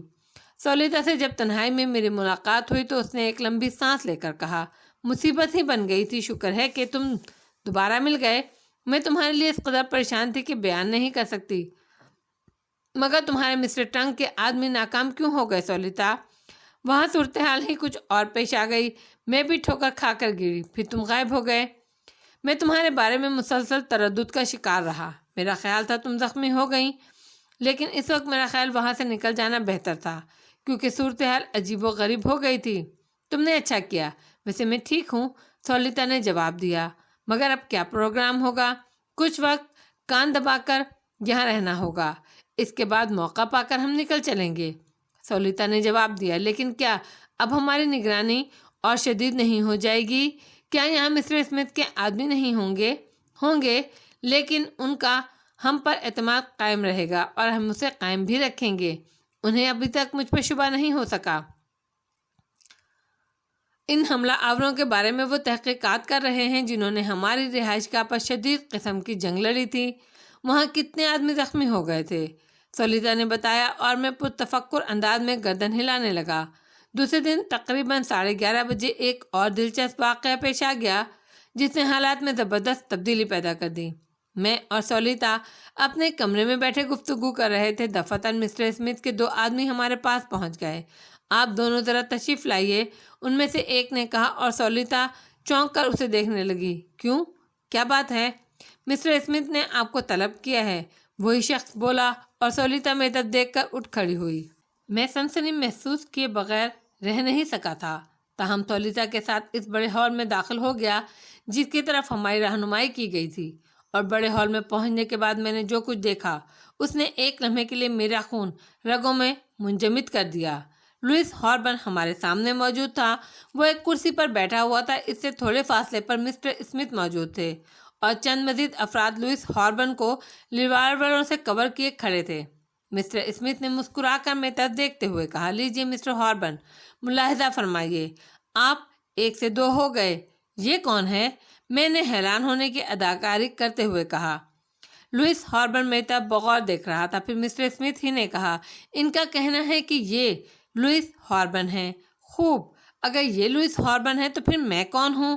میں نے تمسخرانہ انداز میں کہا۔ میری حالت اندر سے بہتر نہیں تھی، لیکن اپنے آپ کو سنبھالے رکھنا ضروری تھا، اسی طرح میں سچویشن پر قابو پا سکتا تھا۔ میں نے چند قدم آگے بڑھا کر لوئس ہاربن کے سامنے پہنچتے ہوئے کہا، ہیلو مسٹر لوئس ہاربن، میرا تو کوئی جڑوا بھائی بھی نہیں تھا، تم کہاں سے نازل ہو گئے؟ لوئس ہاربن خشک زبان ہونٹوں پر پھیرنے لگا۔ مجھے اس کا یہ انداز عجیب لگا۔ اسے تو مجھ سے زیادہ نہ ڈر ہونا چاہیے تھا، اس لیے کہ وہ اصل تھا اور میں نقل، لیکن مجھے یہ شخص خاصا خوفزدہ نظر آ رہا تھا۔ میں اس کی آنکھوں میں دیکھتے ہوئے کہنے لگا، کون ہو تم اور تم نے میرا یہ روپ کیوں اختیار کیا ہے؟ وہ ہکلا کر رہ گیا۔ جواب دو ورنہ میں تمہیں گولی مار دوں گا، میں نے گرج کر کہا اور وہ شخص کانپنے لگا۔ میں ایک معمولی سا آدمی ہوں جناب، اس نے بھرائے ہوئے لہجے میں کہا۔ کچھ رقم کے عوض میں نے آپ کا روپ اختیار کر لیا۔ ان لوگوں نے مجھے $5000 معاوضے کے طور پر پیش کیے تھے۔ کیا مطلب؟ میں نے سوال کیا۔ میں بے قصور ہوں جناب، اس سے زیادہ میرا کوئی مطلب نہیں، کوئی قصور نہیں۔ میں یہ شکل اختیار کر کے گھومتا رہا ہوں، بس انہوں نے مجھے یہی ہدایت کی تھی۔ مسٹر اسمتھ بغور اس کا چہرہ دیکھ رہے تھے، پھر انہوں نے اپنے ایک ساتھی سے کہا، امونیا کی بوتل لے کر آؤ۔ چند لمحوں بعد امونیا کی بوتل وہاں پہنچ گئی جس پر سائفن لگا ہوا تھا۔ مسٹر اسمتھ نے اپنے ہاتھ سے سائفن کی پھواریں اس شخص کے چہرے پر ماری اور پلاسٹک کے ٹکڑے اس کے چہرے سے اترنے لگے۔ میری حیرت دو چند ہوئی جا رہی تھی۔ یہ سب کچھ میرے لیے غیر متوقع تھا، یعنی کوئی اور بھی تھا جو اس میک اپ میں گھوم رہا تھا۔ اگر سائفن کی چند پھواریں میرے چہرے پر مار دی جاتی تو مسٹر اسمتھ کو پاگل ہونا پڑتا۔ اس وقت میری ذہنی حالت بے حد عجیب تھی۔ اس شخص کا اصل چہرہ نمایاں ہو گیا اور میں خود کو ایک حد تک پرسکون محسوس کرنے لگا۔ وہ خدشہ بھی دور ہو گیا کہ شہناز مزروقہ اور دانش شمدی کسی حادثے کا شکار ہو گئے ہیں۔ یہ تو کوئی اور ہی چکر تھا، اصل لوئس ہاربن یہ بھی نہیں تھا۔ مسٹر اسمتھ اور دوسرے لوگ لوئس ہاربن کے میک اپ میں موجود شخص سے مفصل معلومات حاصل کرتے رہے اور معلوم یہ ہوا کہ کسی نامعلوم شخصیت نے اسے اس میک اپ میں گھومنے پھرنے کے لیے $5000 ادا کیے تھے۔ پھر مجھ سے گفتگو کے درمیان مسٹر اسمتھ نے کہا، اس حرکت سے ان کا یہی مقصد ہو سکتا ہے کہ اس فارمولے کے حصول کے لیے کوشاں لوگوں کو منظر عام پر لائیں اور اس شخص کا پیچھا کر کے اندازہ لگانے کی کوشش کریں کہ کون کون لوگ لوئس ہاربن کی تلاش میں مصروف ہیں۔ ابھی ہم یہ گفتگو کر ہی رہے تھے کہ باہر دو خوفناک دھماکے سنائی دیے۔ یقیناً یہ ہینڈ گرینیڈ کے دھماکے تھے۔ اسمتھ بے اختیار اچھل پڑا۔ اس نے خونخوار نظروں سے اس شخص کو دیکھا اور پھر سولیتا کی طرف رخ کر کے کہا، اس کے ہاتھ پاؤں باندھ کر اسے اسی جگہ ڈال دو۔ میرا خیال ہے وہ لوگ اس کے ذریعے اس سے دلچسپی رکھنے والوں کی تلاش میں سرگرداں تھے۔ یہاں تک پہنچ گئے ہیں وہ۔ مسٹر ہاربن، آپ براہ کرم سولیتا کے ساتھ رہیے۔ اسمتھ یہ کہتا ہوا پھرتی سے باہر نکل گیا۔ سولیتا نے میری طرف دیکھا اور پھر آہستہ سے بولی، آؤ اس کے ہاتھ باندھ دو۔ میرے میک اپ میں موجود آدمی کے ہاتھ باندھ کر اسے وہیں ڈال دیا گیا۔ کیا یہ خیال ہمیں یہاں سے نکل جانا چاہیے نا؟ سولیتا نے معنی خیر نظروں سے میری طرف دیکھتے ہوئے کہا، اس وقت یہ کیسے ممکن ہے؟ باہر گولیاں چل رہی ہیں، تم ذرا صورتحال کا جائزہ تو لو۔ سولیتا لمحے بھر کو سوچتی رہی، پھر باہر نکلتے ہوئے بولی، براہ کرم تم اس کمرے سے باہر آنے کی کوشش مت کرنا۔ میں نے اس کے جاتے ہی دروازہ پھرتی سے اندر سے بند کر لیا۔ امونیا کی وہ بوتل میرے لیے باعث دلچسپی تھی جس سے اس شخص کا میک اپ اتارا گیا تھا۔ اگر میں وہ اپنے طور پر امونیا حاصل کرنے کی کوشش کرتا تو شاید کچھ دشواری پیش آتی، لیکن اس وقت میرا کام بن گیا تھا۔ میں نے امونیا کی بوتل اٹھا کر اپنے کوٹ کی اندرونی جیب میں چھپا لی اور پھر دروازہ کھول کر باہر نکل آیا۔ باہر اچھا خاصا ہنگامہ ہو رہا تھا۔ میں ان سب سے بچتا بچاتا ایک ایسی سمت جا رہا تھا جہاں سے اگر میں کوشش کرتا تو عمارت سے باہر نکل سکتا تھا، اور اس کوشش میں مجھے ناکامی نہیں ہوئی۔ چند لمحات کے بعد میں ان آوازوں کو بہت پیچھے چھوڑ آیا تھا۔ میں برق رفتاری سے دوڑ رہا تھا۔ دوڑتے دوڑتے مجھے ایک سڑک نظر آئی اور میں اس پر پہنچ گیا۔ وہاں سے ٹیکسی حاصل کر لینا مشکل نہیں تھا۔ مجھے ایک ٹیکسی مل گئی اور میں اس میں بیٹھ کر یوں ہی ایک پتہ ڈرائیور کو بتا کر چل پڑا۔ ڈرائیور نے مجھے میری مطلوبہ جگہ اتار دیا۔ وہاں سے پیدل چلتے ہوئے میں کسی ایسی جگہ کو تلاش کرنے لگا جہاں میں اپنا کام انجام دے سکوں۔ پھر ایک چھوٹے سے ریسٹورینٹ مجھے نظر آیا جو میرے کام کے لیے ایک مناسب جگہ تھی۔ ریسٹورینٹ کے باتھ روم میں داخل ہونے کے بعد میں نے دروازہ بند کر لیا اور جب آدھے گھنٹے کے بعد میں وہاں سے برآمد ہوا تو میرا چہرہ اصلی حالت میں واپس آ چکا تھا۔ امونیا کی بوتل میں نے باتھ روم میں ہی ایک جگہ چھوڑ دی تھی۔ باہر آ کر میں اطمینان سے ایک میز کے گرد پڑی کرسی پر بیٹھ گیا اور میں نے اپنے لیے کافی طلب کی۔ مقصد یہی تھا کہ اپنے آپ کو پرسکون کر لوں۔ کافی کے چھوٹے چھوٹے گھونٹ لیتے ہوئے میں بار بار اپنے چہرے پر ہاتھ پھیرتا تھا۔ اس میک اپ سے نجات پانے کے بعد میں خود کو بہت مطمئن محسوس کر رہا تھا۔ ان کم وقتوں نے تو مجھے الجھا کر رکھ دیا تھا۔ میں بے دست و پا ہو کر رہ گیا۔ اب کم از کم آزادی سے گھوم پھر تو سکوں گا۔ یہاں مجھے صرف دانش احمدی اور شہناز مظروقہ کا انتظار تھا۔ اس چکر میں پڑ کر تو میں کہیں کا نہیں رہتا۔ کافی پینے کے بعد میں اپنی جگہ سے اٹھا اور ایک بار پھر اس ہوٹل میں پہنچ گیا جہاں سے پکڑا گیا تھا، لیکن اب اس ہوٹل میں ایک اور حیثیت سے داخل ہوا۔ میں نے اپنا نام وغیرہ بتاتے ہوئے اپنے کمرے کی چابی حاصل کر لی اور تھوڑی دیر کے بعد میں ہوٹل کے ایک کمرے میں مقیم ہو گیا۔ ان ہنگامہ آرائیوں میں کافی وقت گزر چکا تھا۔ اصولاً اب شہناز مظروقہ اور دانش احمدی کو یہاں پہنچ جانا چاہیے تھا۔ میں بے چینی سے ان کا منتظر تھا۔ اخبارات دیکھنا اس دوران بھی میں نے نہیں چھوڑا، لیکن ابھی تک ان کی طرف سے کوئی پیغام میری نظر سے نہیں گزرا۔ نئے قیام گاہ پر اپنی اصل شکل میں قیام کیے ہوئے مجھے 3 دن گزر گئے۔ ان 3 دنوں میں نے اپنے آپ کو بہت محدود رکھا۔ ہوٹل کی تفریحات تک میں کوئی حصہ نہیں لیا، مبادا کسی الجھن کا شکار ہو جاؤں۔ حالانکہ یہ قید بہت تکلیف دیتی۔ میں اگر چاہتا تو ہوٹل میں اپنے لیے بہت ساری دلچسپیاں تلاش کر سکتا تھا، لیکن اب دل میں ایک ہی خواہش تھی کہ اس مہم سے فراغت حاصل کر کے بیروت پہنچ جاؤں۔ اس قیام کے 5ویں دن آخر مجھے اخبار میں ایک چھوٹا سا اشتہار نظر آیا جو میری توقع کے عین مطابق تھا، اور میں اس چھوٹے سے اشتہار کو دیکھ کر اتنا خوش ہوا کہ بیان نہیں کر سکتا۔ اشتہار میں لکھا ہوا تھا کہ آرسن بلوشر ہوٹل میٹرو پیلس کے کمرہ نمبر 20 میں میکائل سے ملاقات کرے۔ ہوٹل میٹرو پیلس کے بارے میں تفصیلات ٹیلی فون ڈائریکٹری سے حاصل ہو سکتی تھیں۔ میں نے فوری طور پر چل پڑنے کے بجائے میٹرو پیلس کے کمرہ نمبر 20 سے رابطہ قائم کرنے کا فیصلہ کیا۔ چند لمحات کے بعد ٹیلی فون پر میرا رابطہ دانش احمدی سے قائم ہو گیا۔ دانش احمدی اور شہناز مظروقہ میرے منتظر تھے۔ فون دانش احمدی نے ہی ریسیو کیا اور اس کی آواز سنتے ہی میں نے کہا، میں بلوشر بول رہا ہوں۔ اوہ مسٹر بلوشر، ہمارا پیغام آپ کو مل گیا۔ ہاں، کیا حکم ہے میرے لیے؟ میں نے سوال کیا۔ اگر کوئی دقت نہ ہو تو فوراً میٹرو پیلس پہنچ جائیے، دوسری جانب سے کہا گیا۔ میں آ رہا ہوں۔ سنو، ابھی تک کسی قسم کا خطرہ تو نہیں پیش آیا تمہیں؟ دانش احمدی نے پوچھا۔ قطعاً نہیں، میں تو یہاں سکون سے زندگی بسر کر رہا تھا۔ میں نے کہا، تو بس پھر ٹھیک ہے، ہم تمہارا انتظار کر رہے ہیں۔ جواب ملا اور میں نے فون بند کر دیا۔ اس کے بعد میں نے نہایت برق رفتاری سے تیاری کی۔ اپنی اصل شکل میں مجھے کسی بات کا خطرہ نہیں تھا اور میں فوراً ہی کسی کو اپنی طرف متوجہ نہیں کر سکتا تھا۔ ہوٹل سے باہر آ کر میں نے ایک ٹیکسی لی اور اس میں بیٹھ کر چل پڑا۔ تھوڑی دیر کے بعد میں میٹرو پیلس کے کمرہ نمبر 20 میں داخل ہو رہا تھا۔ میرا استقبال کرنے کے لیے شہناز مظروقہ اور دانش احمدی موجود تھے۔ دانش احمدی نے مجھ سے گرمجوشی سے مصافحہ کیا۔ اس کا ستا ہوا سپاٹ چہرہ اس وقت کس قدر مختلف نظر آ رہا تھا۔ شہناز مظروقہ نے مجھ سے بیٹھنے کے لیے کہا اور میں صوفے پر بیٹھ گیا، مسکراتی نظروں سے ان لوگوں کو دیکھنے لگا۔ بون کی دلچسپ زندگی تمہیں ضرور پسند آئی ہوگی علی یار خان، دانش احمدی نے کہا۔ یقیناً، یہاں کی ہنگامہ پرور زندگی بے حد دلچسپ اور عجیب ہے، اور پھر میں نے اس دوران جن حالات سے گزرا وہ تو ضرورت سے زیادہ ہی دلچسپ تھے۔ کیا مطلب؟ کیا تمہیں یہاں کچھ غیر معمولی واقعات پیش آئے ہیں؟ دانش احمدی نے چونک کر پوچھا۔ ان کی تفصیلات بتانا بیکار ہی ہے، یوں سمجھ لو بے شمار افراد میرے پیچھے پڑے ہوئے تھے۔ دراصل مسٹر دانش احمدی، اگر میں آپ کو یہ بتا دوں کہ جس شخص کے میک اپ میں آپ نے مجھے یہاں بھیجا تھا وہ کیا چیز ہے تو آپ کو مشکل ہی یقین آئے گا۔ براہ کرم بتاؤ، کیا قصہ تھا؟ دانش احمدی نے دلچسپی سے سوال کیا۔ لوئس ہاربن ایک ایسے شخص کا نائب تھا جو سائنسدان تھا، اور اس نے کوئی ایسا تباہ کن فارمولہ ایجاد کیا تھا جو ہتھیاروں کی دوڑ میں حصہ لینے والوں کے لیے بے حد دلچسپی کا باعث تھا۔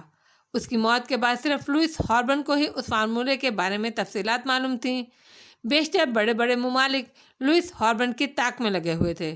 وہ منہ مانگی قیمت پر لوئس ہاربن سے یہ فارمولہ حاصل کرنا چاہتے تھے۔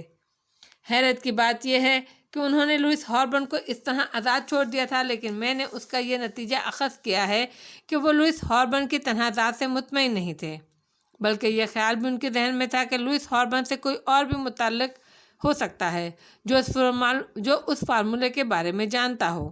اسی لیے انہوں نے لوئس ہاربن کو اغوا نہیں کیا۔ میرا خیال ہے مسٹر دانش احمدی کہ لوئس ہاربن تل ابھی بلا وجہ نہیں گیا تھا۔ دانش احمدی انتہائی دلچسپی سے میری آنکھوں میں دیکھ رہا تھا، پھر اس نے آہستہ سے کہا، آپ کا کیا خیال ہے؟ وہ تل ابیب کیوں گیا تھا؟ اسرائیلی حکومت سے اس فارمولے کا سودا کرنے کے لیے۔ میں نے کہا، کمال ہے۔ دانش نے ایک طویل سانس لے کر کہا، اس کا مقصد ہے کہ ہم نے بہت بڑا خطرہ مول لیا تھا تمہیں اس میک اپ میں یہاں بھیج کر۔ تمہیں تو یہاں خاصی مشکلات پیش آئی ہوں گی۔ میں دانش احمدی اور شہناز مزروقہ کو ان مشکلات کے تفصیلات بتانے لگا، اور اپنی کہانی اختتام پر پہنچانے کے بعد میں نے کہا، ان حالات میں میرے لیے ضروری ہو گیا تھا کہ اپنی اصل شکل میں آ جاؤں اور اس میک اپ سے پیچھے چھڑا لوں۔ بس اس کے بعد ہی یہ چند روز سکون سے گزرے، ورنہ یہاں آتے ہی ایئرپورٹ سے ہی ہنگامے شروع ہو گئے تھے۔ مجھے بہت افسوس ہے، لیکن اس وقت کچھ ایسی صورتحال تھی کہ اس کے سوا اور کوئی چارہ کار نہیں تھا۔ تم نہیں جانتے مسٹر علی کہ تمہارے وہاں سے نکل آنے کے بعد کیا کیا ہنگامے ہوئے۔ اسرائیلی حکام کسی طرح ایک ایک چپے چپے کی نگرانی کرتے رہے، اور کس طرح انہوں نے وہاں ناکہ بندیاں کی۔ مجاہدین کی تمام کارروائیاں طویل عرصے کے لیے رک گئی ہیں، کیونکہ اسرائیلی حکام اب بھی یہی سمجھتے ہیں کہ تم وہیں موجود ہو۔ اب کیا پروگرام ہے مسٹر احمدی؟ براہ کرم مجھے بیروت بھجوانے کا بندوبست کیجیے۔ میں فوری طور پر روانہ ہونا چاہتا ہوں، کیونکہ مزید تاخیر نقصان دہ ثابت ہو سکتی ہے۔ اس کا انتظام ہم کر کے آئے ہیں۔ آپ اگر چاہیں تو کسی بھی پہلی فلائٹ سے بیروت کے لیے اپنی سیٹ کنفرم کرا سکتے ہیں، دانش احمدی نے جواب دیا، اور اس کے ان الفاظ نے میری روح میں سرور کی لہریں دوڑا دیں۔ بلا شبہ یہ ایک خوشخبری ہے میرے لیے، حالانکہ میں اگر چاہتا تو ابتدائی میں اپنی اصل شکل میں آ کر ان ہنگاموں سے نجات پا سکتا تھا، لیکن جب مجھے یہ معلوم ہوا کہ لوئس ہاربن در حقیقت کیا ہے تو میری دلچسپیاں بڑھ گئیں۔ میں آپ کو یہ اطلاع دے چکا ہوں، اور بیروت جا کر اپنے اعلیٰ حکام کو بھی یہ اطلاع دوں گا کہ ایک تباہ کن فارمولہ اسرائیلی حکومت حاصل کر رہی ہے۔ اس پر نگاہ رکھنا بھی ضروری ہے۔ دانش احمدی نے بے تعلقی سے گردن ہلاتے ہوئے کہا، ہاں، بہتر ہوگا کہ آپ یہ اطلاع PLO کے سربراہان کو دے دیجیے، لیکن اسرائیل میں تو ایسی بہت سی کارروائیاں کی جا رہی ہیں جو آگے چل کر فلسطینیوں کے لیے مصیبت کا باعث بن سکتی ہیں۔ نہ صرف فلسطینیوں کے لیے بلکہ بیشتر عرب ممالک ان کی لپیٹ میں آ جائیں گے۔ اللہ مالک ہے۔ بہرحال آپ مجھے میرے کاغذات دے دیجیے تاکہ میں اپنی روانگی کا انتظام کر سکوں۔ دانش احمدی نے اس بات میں گردن ہلا دی۔ دوسرے دن 11:30 بجے میں ایئرپورٹ پہنچ گیا۔ فلائٹ کنفرم ہو چکی تھی اور میں بیروت روانہ ہونے کے لیے بالکل تیار تھا۔ دانش احمدی اور شہناز مزروقہ مجھے چھوڑنے ایئرپورٹ تک آئے تھے۔ میں بالآخر بیروت کے لیے چل پڑا۔ دوران سفر میرے ذہن میں متعدد خیالات آ رہے تھے۔ جو مشن میرے سپرد کیا گیا تھا وہ مکمل طور پر پورا نہیں ہو سکا تھا۔ عاقل طورت کی موت کی اطلاع مجھے مل چکی تھی، اور اگر تنظیم کے ارکان اس کی موت سے واقف نہیں ہوئے تھے تو یہ اطلاع انہیں میری ہی زبانی ملنا تھی۔ لیکن جو کچھ عاقل طورت نے مجھے بتایا تھا وہ مجھے از پر تھا، اور میں اسے منوان ان کے سامنے دہرا سکتا تھا۔ بیروت کا تصور میرے لیے کچھ عجیب سا ہو گیا تھا۔ وہاں جاتے ہوئے ایسا محسوس ہوتا جیسے میں اپنے گھر جا رہا ہوں۔ بعض اوقات جذبے اتنی شدت اختیار کر جاتے ہیں کہ انسان عام حالات میں ان کا تصور بھی نہیں کر سکتا۔ اب بیروت میرا اپنا گھر تھا، جہاں پہنچ کر مجھے قلبی سکون حاصل ہوتا تھا۔ بیروت ایئرپورٹ پر اترا تو موسم نہایت خوشگوار تھا۔ ہلکی ہلکی بوندا باندی ہو رہی تھی اور آسمان بادلوں سے ڈھکا ہوا تھا۔ میں نے ایک ٹیکسی کی اور اپنی اس رہائش گاہ کی طرف چل پڑا جہاں میرا قیام تھا۔ وہاں صرف فواد ہی میرے ساتھ رہتا تھا۔ اپنی رہائش گاہ میں داخل ہوا تو گھریلو ملازمہ عطیہ سے ملاقات ہوئی۔ یہ ہمارا کھانا وغیرہ تیار کرتی تھی اور گھر کی صفائی کا انتظام بھی اسی کے سپرد تھا۔ عطیہ نے پرخلوص مسکراہٹ کے ساتھ میرا استقبال کیا، اور میں نے اس سے فواد کے بارے میں پوچھا۔ فواد تو کسی کام سے ملک سے باہر گئے ہوئے ہیں، ملازمہ نے بتایا۔ اوہ، اچھا، ٹھیک ہے، میں غسل وغیرہ کر لوں۔ فارغ ہو کر احسان فروغی کی تلاش میں چل پڑا۔ تھوڑی دیر کے بعد میں اس جگہ پہنچ گیا جہاں احسان فروغی سے ملاقات ہو سکتی تھی۔ احسان فروغی اپنے دفتر میں بیٹھے ہوئے تھے۔ مجھے دیکھ کر ایک لمحے کے لیے چونک پڑے۔ ان کی آنکھوں میں عجیب سی کیفیت پیدا ہو گئی۔ یہ کیفیت عام کیفیت سے مختلف تھی۔ ان کے چہرے پر میرے لیے وہ استقبالیہ جوش نظر نہیں آیا جو ان کی خاصیت تھی۔ کچھ شرط محری سی محسوس کی میں نے۔ باہر کیف آگے بڑھ کر میں نے ان سے مصافحہ کیا اور انہوں نے مجھے اپنے سامنے کرسی پر بیٹھنے کی پیشکش کی۔ کب پہنچے آپ علی؟ انہوں نے سوال کیا۔ اس لہجے میں بھی کچھ اجنبیت سی تھی۔ میں متعجب ہو گیا۔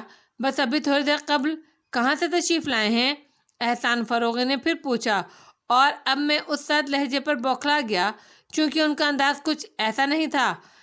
ان کے لہجے میں خاص کیفیت نمایاں تھی، لیکن آج ہر چیز بدلی ہوئی تھی۔ میں سمجھا نہیں مسٹر فروغی، میرا مطلب ہے آپ کہاں سے تشریف لا رہے ہیں؟ تل ابیب سے تو آپ نہیں آئے، اور نہ ہی اسرائیل کے کسی اور شہر سے۔ میرے بارے میں معلومات حاصل کرتے رہے ہیں آپ؟ ہاں، خبریں تو ملتی ہی رہتی ہیں، کوئی نہ کوئی ذریعہ نکال ہی لیتے ہیں ہم۔ احسان فروغی نے اپنے سامنے رکھے ہوئے کاغذات ایک طرف ہٹاتے ہوئے کہا، تو کیا آپ کو یہ معلوم نہیں ہو سکا کہ میں اس وقت کہاں سے آ رہا ہوں؟ میں نے کہا نا مسٹر علی کہ خبریں کسی نہ کسی طور مل ہی جاتی ہیں۔ میں آپ کے اندر کچھ تبدیلی محسوس کر رہا ہوں مسٹر فروغی، اس کی کوئی خاص وجہ؟ میرے اس سوال پر مسٹر فروغی نے گہری نگاہوں سے مجھے دیکھا، پھر بولے، میں تم سے اس موضوع پر گفتگو ضرور کرتا علی یار خان، لیکن مجھے اس کی اجازت نہیں ہے۔ کیا مطلب؟ مجھے ہدایت ملی ہے کہ اگر تمہارے بارے میں کسی بھی ذریعے سے کچھ معلومات حاصل ہو جائیں تو اس کی اطلاع ہیڈ کوارٹر کو دوں، اور میں اس وقت یہی کرنے پر مجبور ہوں، احسان فروغی نے کہا، اور اپنے قریب رکھے ہوئے انٹرکام کا ایک بٹن آن کر کے بولے، ہیلو ہیڈ کوارٹر۔ یس، کیا بات ہے؟ دوسری طرف سے جواب ملا۔ علی یار خان ابھی ابھی اچانک میرے دفتر تشریف لائے ہیں، کیا حکم ہے ان کے لیے؟ علی یار خان دوسری طرف سے بولنے والے کے لہجے سے اندازہ ہوا، وہ چونک پڑا ہے۔ میری حیرت اب انتہا کو پہنچ چکی تھی۔ ہاں، وہ میرے سامنے موجود ہیں، مسٹر فروغی نے کہا، تو براہ کرم انہیں ہیڈ کوارٹر لانے کا بندوبست کیجیے، ہم فوری طور پر انتظامات کیے لیتے ہیں۔ دوسری طرف سے جواب ملا، بہتر ہے، احسان فروغی نے جواب دیا اور انٹرکام آف کر دیا۔ یہ تمام گفتگو میرے لیے قدرے حیران کن تھی، میں بیان نہیں کر سکتا۔ دوسری طرف کے الفاظ بھی بہت عجیب تھے۔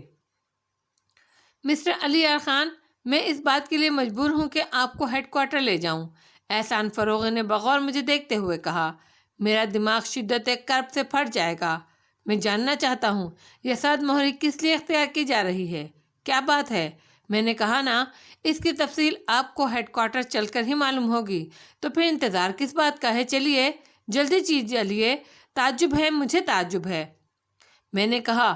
انہوں نے گردن جھٹک کر کہا، چلیے۔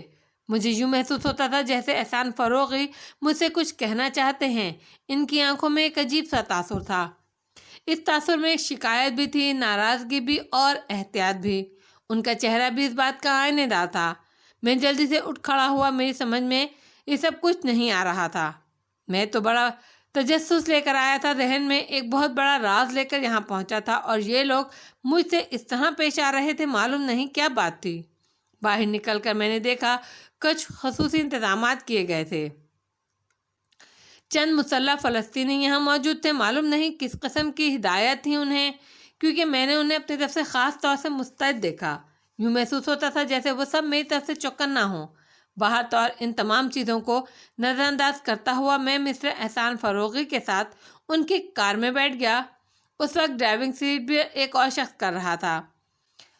احسان فروغی میں وہ بات ہی نہیں تھی جو اس سے پہلے مجھے نظر آتی تھی۔ فواد بھی کم وقت موجود نہیں تھا، ورنہ وہ میرے لیے ایک کارآمد انسان ثابت ہوتا، مجھے تمام تفصیلات بتا دیتا تھا۔ ہیڈ کوارٹر میں سب سے پہلے میری ملاقات نائمہ برق سے ہوئی۔ نائمہ برق مجھے دیکھ کر بری طرح ٹھٹک گئی۔ اس نے احسان فروغی کو دیکھا اور میں نے محسوس کیا کہ اس کا چہرہ زرد پڑ گیا ہے، اس کی آنکھوں میں شدید ہیجان کی کیفیت نمایاں نظر آ رہی تھی۔ وہ اپنی جگہ سکتے کے عالم میں کھڑی رہ گئی۔ ہیلو نائمہ، میں نے آگے بڑھ کر کہا اور بمشکل تمام حلق سے آواز نکالی، ہیلو، کیا ہو گیا ہے تم لوگوں کو؟ سب کو کیا ہو گیا ہے؟ میں نے بے چینی سے کہا۔ نائمہ تیزی سے ایک طرف چل پڑی۔ آئیے، احسان فروغی نے کہا، اور مجھے لیے ہوئے ایک بڑے ہال میں پہنچ گئے۔ یہاں پہلے بھی کئی بار آ چکا تھا میں، اور یہاں میری تعریف و توصیف کے پل باندھے جاتے تھے۔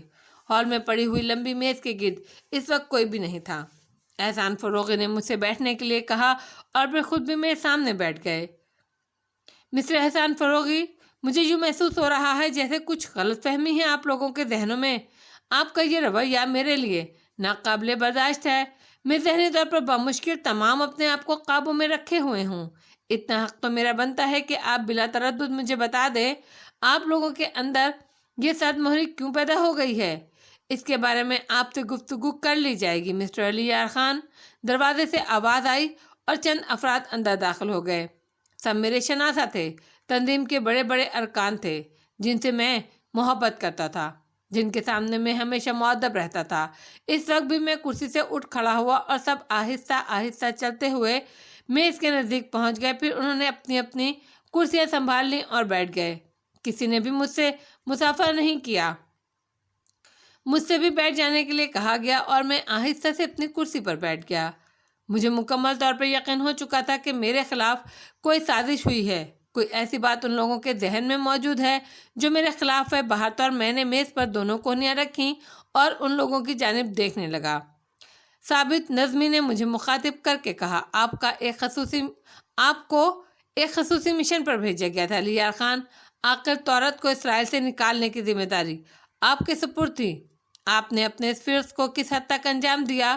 مجھ پر عاقل طورت کو اسرائیل سے نکالنے کی ذمہ داری نہیں تھی جناب، بلکہ اس کے میک اپ میں مجھے اسرائیلی فوجیوں کو اپنے پیچھے لگائے رکھنا تھا تاکہ وہ فریب کا شکار ہو سکیں اور اس طرح عاقل طورت کی طرف سے ان کی توجہ ہٹ جائے۔ میں نے کہا، ہاں، یہی ذمہ داری سونپی گئی تھی۔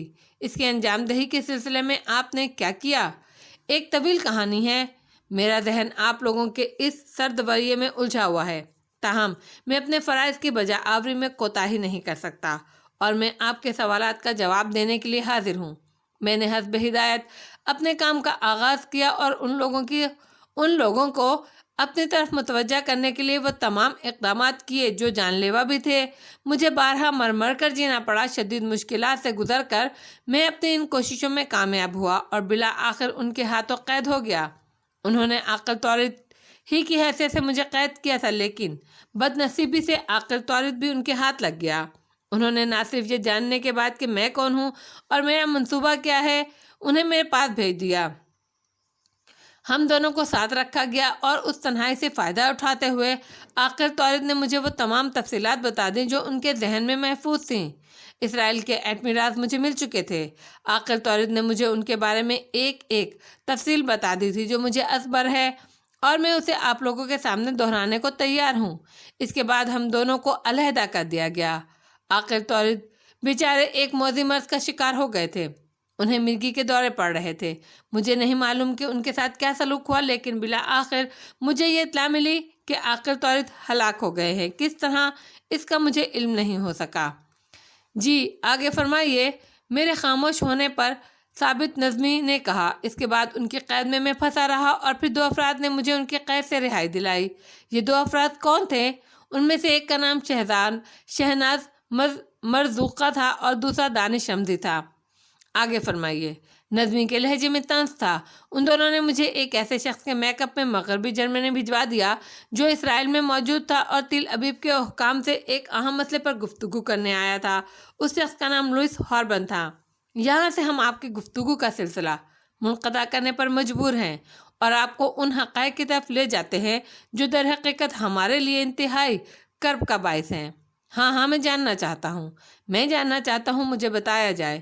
میں اضطراب کے عالم میں بولا، بس قسمتی سے مسٹر علی یار خان، بعض اوقات ہم ایسے دوستوں سے محروم ہو جاتے ہیں جن پر ہمیں مکمل اعتماد ہوتا ہے اور جن پر ہم اپنے اعتماد کا محل تعمیر کر لیتے ہیں۔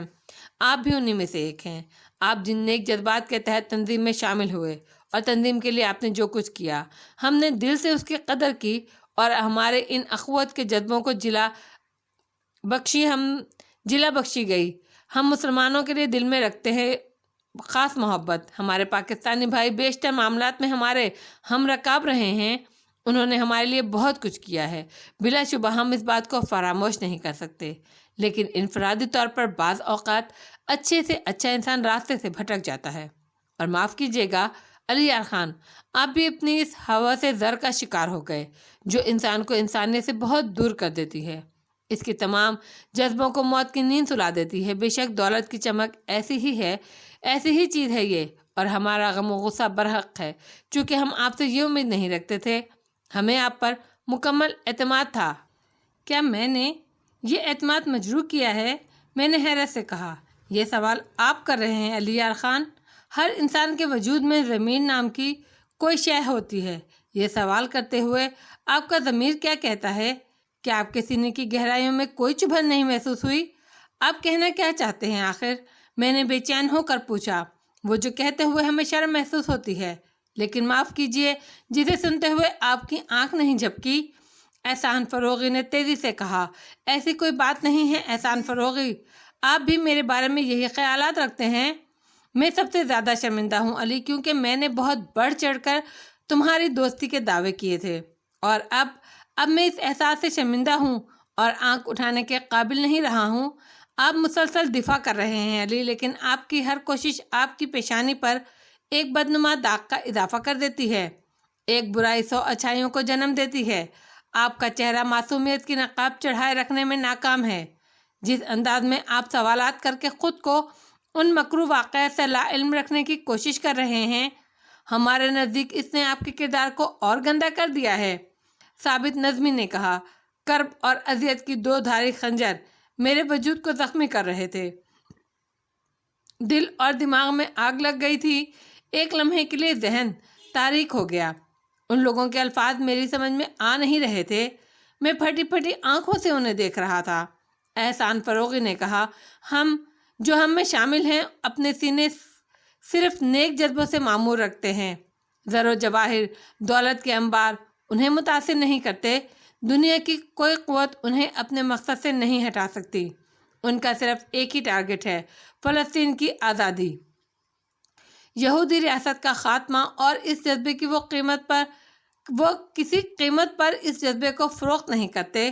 خوبصورت اور جذباتی الفاظ کا یہ مقابلہ اگر ختم ہوگا تو میں بھی کچھ بولوں، یا اگر آپ لوگ مزید الفاظ کی بازیگری دکھانا چاہتے ہیں تو میری طرف سے اجازت ہے، میں نے زہر آلود لہجے میں کہا۔ مسئلہ ہمارا ہے علی یار خان، ہم نے جو کچھ کیا ایک فلسطینی یہ نہیں کر سکتا تھا۔ آپ نے جو کچھ کیا ایک فلسطینی یہ نہیں کر سکتا تھا۔ سینہ ہمارا سلگ رہا ہے، آپ کا نہیں۔ آپ ہمارے اس اظہار کو کوئی بھی نام دے سکتے ہیں۔ مجھے شبہ بھی نہیں تھا کہ کسی مرحلے پر آپ لوگ مجھے اپنے درمیان سے اس طرح نکال دیں گے۔ کیا زہر کے یہ خنجر استعمال کرنے سے قبل آپ مجھے میرے جرم سے آگاہ نہیں کر سکتے تھے؟ اگر آپ کی غلط فہمی رفع ہو گئی تو کیا میں ان الفاظ کو بھول سکتا ہوں؟ غلط فہمی؟ شاید۔ ثابت نظمی کچھ کہتے کہتے رکے اور پھر بولے، آپ مغربی جرمنی کیوں گئے تھے؟ یہ سوال آپ شہناز مرزوقہ اور دانش شمدی سے کر سکتے ہیں، یہ نام آپ کی تخلیق ہے، ہمارا ان سے کوئی واسطہ نہیں۔ وہاں موجود لوگوں میں سے کوئی اس نام کا شخص ہمارا ساتھی نہیں ہے۔ ناممکن؟ یہ کیسے ممکن ہے؟ ثابت نظمی نے اپنے ایک ساتھی کو اشارہ کیا اور اس نے جیب سے 2 تصویریں نکال کر میرے سامنے رکھ دیں۔ ان میں سے کسی کو پہچانتے ہیں آپ؟ میں نے تصویریں دیکھی اور اچھل پڑا، یہی دونوں ہیں، شہناز مرزوقہ اور دانش شمدی۔ ثابت نظمی نے کہا، ہاں یہ دانش شمدی ہے نہیں مسٹر علی، یہ میکائل ہے، میکائل دریان، اسرائیلی دہشت پسند تنظیم اندروخ کا ایک سرگرم رکن، اور یہ لڑکی تل ابیب کے ایک معزز خاندان کے رکن مورلینا ہے، جو رضاکارانہ طور پر اندروخ میں شامل ہوئی ہے، فلسطینیوں کو زبردست نقصان پہنچا چکی ہے۔ ناممکن، میں نے آہستہ سے کہا، ان دونوں نے آپ سے ملاقات کر کے آپ کو منزل سے بھٹکایا ہے مسٹر علی، ہمیں یہی اطلاع ملی ہے۔ یہ دونوں مجھ سے فلسطینی مجاہدین کی حیثیت سے ملے تھے اور انہوں نے مجھے تل ابیب سے بون پہنچانے میں میری مدد کی تھی۔ ہم ایک طے شدہ منصوبے کے تحت، ایک عام معاہدے کے تحت، اور وہ معاہدے کے تحت تھے، اور وہ معاہدہ یہ تھا کہ آپ اسرائیل کے ایٹمی رازوں کا بازار سجائیں اور اپنی معلومات کسی بڑے ملک کے ہاتھوں فروخت کر دیں تاکہ وہ بڑا ملک امریکہ یا اسرائیل کو اس سلسلے میں بلیک میل کر سکے۔ یہ بہتان ہے، خدا کے لیے یہ الزام مجھ پر مت لگائیے۔ حقائق کو جھٹلایا تو جا سکتا ہے، غلط ثابت نہیں کیا جا سکتا۔ احسان فروغی نے غم و غصے کے ملے جلے جذبات سے کہا، آپ بھی مسٹر فروغی، آپ بھی؟ میں نے بمشکل کہا، ہاں مسٹر علی۔ یہ الفاظ ادا کرتے ہوئے دل ٹکڑے ٹکڑے ہو گیا، لیکن مجبوری ہے۔ میری وکالت کرنے والا کوئی ہے بیروت میں یا اس اجنبی شہر میں، اس اجنبی ملک میں؟ ایک پاکستانی تنہا ہے۔ پاکستان کا نام اس سلسلے میں نہ لیا جائے تو بہتر ہے۔ اندروخ کے وہ دونوں رکن بھی محب وطن تھے۔ مورلینا ایک کروڑپتی باپ کی بیٹی ہے، پھر بھی دولت کے لیے بھٹک گئی۔ صرف $20 لاکھ کے لیے اس نے اپنے وطن سے غداری کی، اور تم مسٹر علی، تم پاکستانی ضرور ہو لیکن جو کچھ تم نے کیا وہ تمہارا ذاتی فعل ہے، اوہ، تو ان دونوں نے یہ سب کچھ اپنے وطن سے غداری کرتے ہوئے کیا ہے؟ ظاہر ہے حصول دولت کے حصول کے لیے، اپنے اچھے مستقبل کے لیے اچھے بھٹک جاتے ہیں۔ انہیں ایک موقع ملا، وہ نہیں چوکے۔ اور آپ بھی مسٹر علی، مجھ پر لگائے ہوئے ان الزامات کے سلسلے میں کوئی اور عدالت بھی لگے گی یا صرف آپ لوگ میرے بارے میں فیصلہ کرنے کے مجاز ہے؟ جو لوگ یہاں موجود ہیں وہ تمہارے بارے میں فیصلہ کر سکتے ہیں، ثابت نظمی نے کہا۔ پہلے میں بیان دہرا دوں، اس کے بعد آپ مجھ سے سوالات کر سکتے ہیں۔ عاقل تورید کے سلسلے میں نے شدید مشقت کی ہے، اور جو حالات میں بتا چکا ہوں ان سے گزر کر قید ہو گیا۔ وہ لوگ مجھے تل ابیب لے جا رہے تھے کہ راستے میں وہ لڑکی اپنے چند ساتھیوں کے ساتھ ملی اور فلسطینی ایجنٹ کی حیثیت سے اس نے مجھے رہائی دلائی۔ اس کے بیان کے مطابق اس وقت میری شدید تلاش شروع ہو گئی اور تل ابیب سے احکامات جاری ہوئے کہ مجھے کسی قیمت پر اسرائیل سے نہ نکلنے دیا جائے۔ ان حالات میں دانش رمزی نے میرے چہرے پر ایک شخص لوئس ہارمن کا میک اپ کر کے مجھے مغربی جرمنی بھجوا دیا، کیونکہ اس کے خیال میں اس کے علاوہ اور کوئی چارہ کار نہیں تھا کہ جس سے میں نکلتا۔ میں نے جرمنی میں قیام کیا، پھر ان دونوں نے وہاں پہنچ کر مجھے یہاں بھجوانے کے انتظامات کیے اور میں یہاں آ گیا۔ ممکن ہے وہ لوگ غلط ہوں، لیکن یہ بات کیسے ثابت ہو سکتی کہ میں نے تنظیم سے غداری کی؟ آپ کا بیان کافی حد تک درست ہے۔ خرابی اس وقت پیدا ہوتی ہے جب آپ کا رابطہ ان دونوں سے قائم ہوا۔ انہوں نے ایک تیسرا منصوبہ آپ کے سامنے پیش کیا اور آپ اس پر تیار ہو کر بون پہنچ گئے۔ وہاں آپ نے اسرائیل کے ایٹمی رازوں کی فروخت کے لیے بات چیت شروع کر دی۔ اس کا ثبوت چاہتے ہیں آپ؟ ہاں یقیناً، میں نے جواب دیا۔ ثابت نظمی نے اپنے ایک ساتھی کو اشارہ کیا اور وہ اپنی جگہ سے اٹھ کر باہر نکل گیا۔ میرے اندر اب ٹھہراؤ پیدا ہو گیا تھا۔ ہجانی کیفیت ختم ہو گئی اور تمام ذہنی قوتیں جاگ اٹھی۔ میں ان لوگوں کو بھی بے قصور سمجھتا تھا۔ یقیناً یہ کوئی گہری سازش تھی میرے خلاف۔ چند لمحوں بعد وہ شخص واپس آیا۔ اس نے ایک ٹیپ ریکارڈر میز پر رکھا اور پھر کیسٹ ریوائنڈ کر کے آن کی۔ میں حیرانی سے اس کے کیسٹ کو دیکھ رہا تھا کہ اس میں کیا ہے، لیکن دوسرے ہی لمحے میں چونک پڑا۔ کیسے سے میری آواز ابھر رہی تھی: سولیتا، جیسا کہ تم جانتی ہو، میں نہ تو کوئی جرائم پیشہ آدمی ہوں، نہ ہی میرے ذہن پر یہ بھوت سوار ہوا ہے کہ میں فارمولہ فروخت کر کے دولت مند آدمی بن جاؤں۔ بس وہ لوگ جو میرے ذریعے اپنا الو سیدھا کرنا چاہتے ہیں مجھے اس موڑ پر لے آئے ہیں، ورنہ شاید میں تو یہ ہمت کبھی نہیں کر سکتا۔ میرے دل میں یہ خواہش ہے کہ اپنے طور پر اپنی زندگی کے لیے کچھ کروں۔ اس کا کوئی ذریعہ اب تک میرے ہاتھ نہیں آیا تھا، لیکن اب یہ صورتحال پیدا ہو گئی ہے تو میں بھی اس موقع سے فائدہ اٹھانے کا خواہش مند ہوں، اور اسی لیے میں نے مسٹر اسمتھ کی پیشکش قبول کی ہے۔ یہ میری ہی آواز تھی اور یہ میرے ہی الفاظ تھے جو میں نے سولیتا سے کہے تھے، اور یہ الفاظ مجھے مجرم قرار دے رہے تھے، لیکن یہ الفاظ ریکارڈ ہو رہے ہوں گے مجھے گمان نہیں تھا۔ سازشی مجھے انگلیوں پر نچا رہے تھے۔ بہت اعلیٰ پیمانے پر کام ہوا تھا میرے خلاف۔ ٹیپ ریکارڈ بند ہو گیا۔ میں نے کہا، اس سے آگے اور پیچھے کی گفتگو بھی موجود ہے اس ٹیپ میں، کیا یہ کافی نہیں؟ ہاں، یہ کافی نہیں۔ اس گفتگو کا ایک خاص پس منظر تھا۔ میں نے کہا، اسمتھ کی آواز سنیے مسٹر علی، ثابت نظمی نے کہا اور ٹیپ ریکارڈر دوبارہ آن کر دیا۔ میں آپ کی دوستی قبول کرتا ہوں مسٹر اسمتھ، یہ میری آواز تھی۔ بس یوں سمجھ لو ہمارے اور تمہارے درمیان یہ معاملہ طے ہے۔ تمہیں اس راز کی منہ مانگی قیمت ادا کی جائے گی۔ اس کے ساتھ ہی تم دنیا کے جس بھی خطے میں رہنا پسند کرو گے ہم تمہارے لیے انتظامات کریں گے۔ اسمتھ کی آواز ابھری، مجھے منظور ہے، یہ میری آواز تھی۔ ٹیپ ریکارڈر بند کر دیا گیا۔ میں شکست خوردہ نگاہوں سے انہیں دیکھ رہا تھا۔ اس سے آگے یا پیچھے کچھ نہیں ہے۔ میں نے پھر ایک مرتبہ اپنی بات دہرائی، مزید کسی چیز کی ضرورت باقی نہیں رہ جاتی۔ ضرورت ہے مسٹر نظمی، آواز میری ہے، میں تسلیم کرتا ہوں، لیکن اس میں جو ایڈیٹنگ کی گئی ہے وہ ہمارا وقت بہت قیمتی ہے علی، اسے ضائع کرنے کی کوشش نہیں کرو۔ یہ ایک آخری ثبوت اور تمہاری خدمت میں پیش ہے، ثابت نظمی نے کہا اور اپنی جیب سے ایک بینک اسٹیٹمنٹ نکال کر میرے سامنے ڈال دیا۔ اس میں $20 لاکھ کی رقم میرے نام جمع تھی، جو بیروت ہی کے ایک بینک کا اسٹیٹمنٹ تھا۔ اور اوہ، یہ بہت بڑا فراڈ ہے، بہت عظیم سازش ہے میرے خلاف۔ اس کی تحقیقات کریں۔ وہ کون سی شخصیت ہے جس نے یہ چیزیں آپ کو بھیجی ہیں؟ اس سے میری ملاقات کرائیں۔ وہ دشمن کی تنظیم کی دشمن ہے، دوست نہیں۔ کون ہے وہ؟ آپ جیسے انسان کو اس کے بارے میں کچھ نہیں بتایا جا سکتا۔ یہ تو سوچئے، تنظیم کے خلاف یہ سب کچھ کر کے میں واپس بیروت ہی کیوں آتا؟ कहीं और भी निकल सकता था मैं। आपने सोचा होगा कि तंजीम आप पर एतमाद करती रहेगी, वो राज जिसकी आप मुँह मांगी कीमत वसूल कर चुके हैं। तंजीम के सुपुर्द करके आप तंजीम की निगाहों में भी सुरखरू होना चाहते थे, ताकि आइंदा भी आपको ऐसे मौके मिलते रहें। मेरा पुराना रिकॉर्ड फरामोश कर दिया जाएगा। आप लोगों को इल्म है, मैं एक तालिबे इल्म था, सिर्फ मजहबी जज्बा मुझे मेरे सुनहरे मुस्तकबिल से घसीट कर इन रास्तों पर ले आया था। मैंने अमेरिका के सबसे बड़े यहूदी मरकज़ में हक गोई की थी और मुसलमानों की हिमायत की थी। मैंने अपना मुस्तकबिल तारीख कर लिया था। अपने जज्बों के हाथों सब कुछ फरामोश कर दिया जाएगा। इसके अवध आपने 20 लाख डॉलर कमाए हैं, जो मामूली रकम नहीं। साबित नज़मी ने कहा, ठीक है, बिल्कुल ठीक है, मैं तस्लीम करता हूँ, मैं सब कुछ कबूल करता हूँ। मैंने ये सब कुछ किया है। तंजीम जल्द मेरी मौत का फैसला सादिर करे। गद्दार सिर्फ मौत के मुस्तहिक होते हैं। आपको हिरासत में लिया जाता है मिस्टर ली। आपके बारे में फैसला करने में कुछ वक्त लगेगा। सब ठीक है, मैंने बेपरवाही से कहा। इस वक्त मेरी जहनी हालत बहुत अबतर हो रही थी। दिल का अजब हाल था, ऐसा महसूस होता था सीना फट जाएगा। साबित नज़मी ने अपने साथियों को इशारा किया और मेरे हाथों में हथकड़ियाँ डालकर मुझे वहाँ से ले जाया गया। फिर मुझे एक कैद खाने में डाल दिया गया, जहाँ मेरे अलावा कोई नहीं था। कैद खाने में भी मेरे लिए आसाइशों का ख्याल रखा गया था। मेरा दिमाग साथ छोड़ चुका था।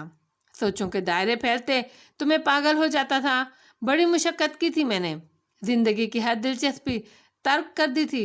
ज़िंदगी और मौत के हज़ारों खेल खेले थे। मेरे जज्बे सादिक थे। मैंने पूरे खुलूस से अपनी ज़िंदगी कुर्बान करने का फ़ैसला किया था, लेकिन तंजीम के ख़िलाफ़ कोई ख्याल मेरे जहन में नहीं आया था। सिर्फ इस बात का गुस्सा था कि किसी साजिश के इम्कान पर गौर नहीं किया गया और मुझे मुजरिम तस्लीम कर लिया गया। कैद खाने में मेरे लिए खाना लाया गया तो मैंने खुशी से कबूल किया। कॉफ़ी न लाने पर गुस्से का इजहार किया, लेकिन मेरी फरमाइश पूरी कर दी गई। उन लोगों ने मुझे कोई तकलीफ नहीं दी थी। किला बंद के 4 दिन गुजर गए। मैंने खुद पर कोई ख़ास कैफियत तारी होने नहीं दी। अपनी तमाम ज़हनी क़ुव्वतों से काम लेकर ख़ुद को नॉर्मल रखा, वरना यह कैद खाना ही मेरे लिए पागल खाना बन जाता। चौथे दिन का इख्तिताम हो गया था। रात को फवाद मुझसे मिलने आया। अचानक वो मेरे पास पहुंचा था। मैंने इसे घूरते हुए कहा, क्या चाहते हो?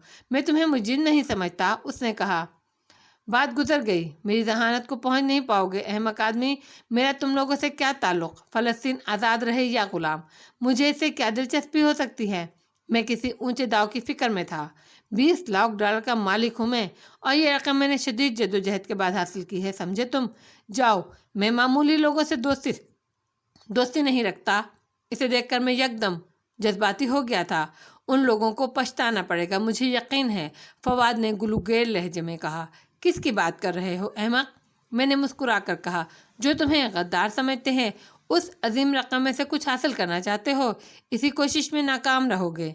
मैंने कहका लगाया, नहीं अली, तुम गद्दार नहीं हो सकते, मुझे यकीन है। मैं जा रहा हूँ। मैंने सबसे कह दिया है, मैंने उन्हें बता दिया है कि अली गद्दार नहीं है। सबको पछताना पड़ेगा। वो चला गया और मैं अपने दिल में गमो अंदू महसूस करता रहा।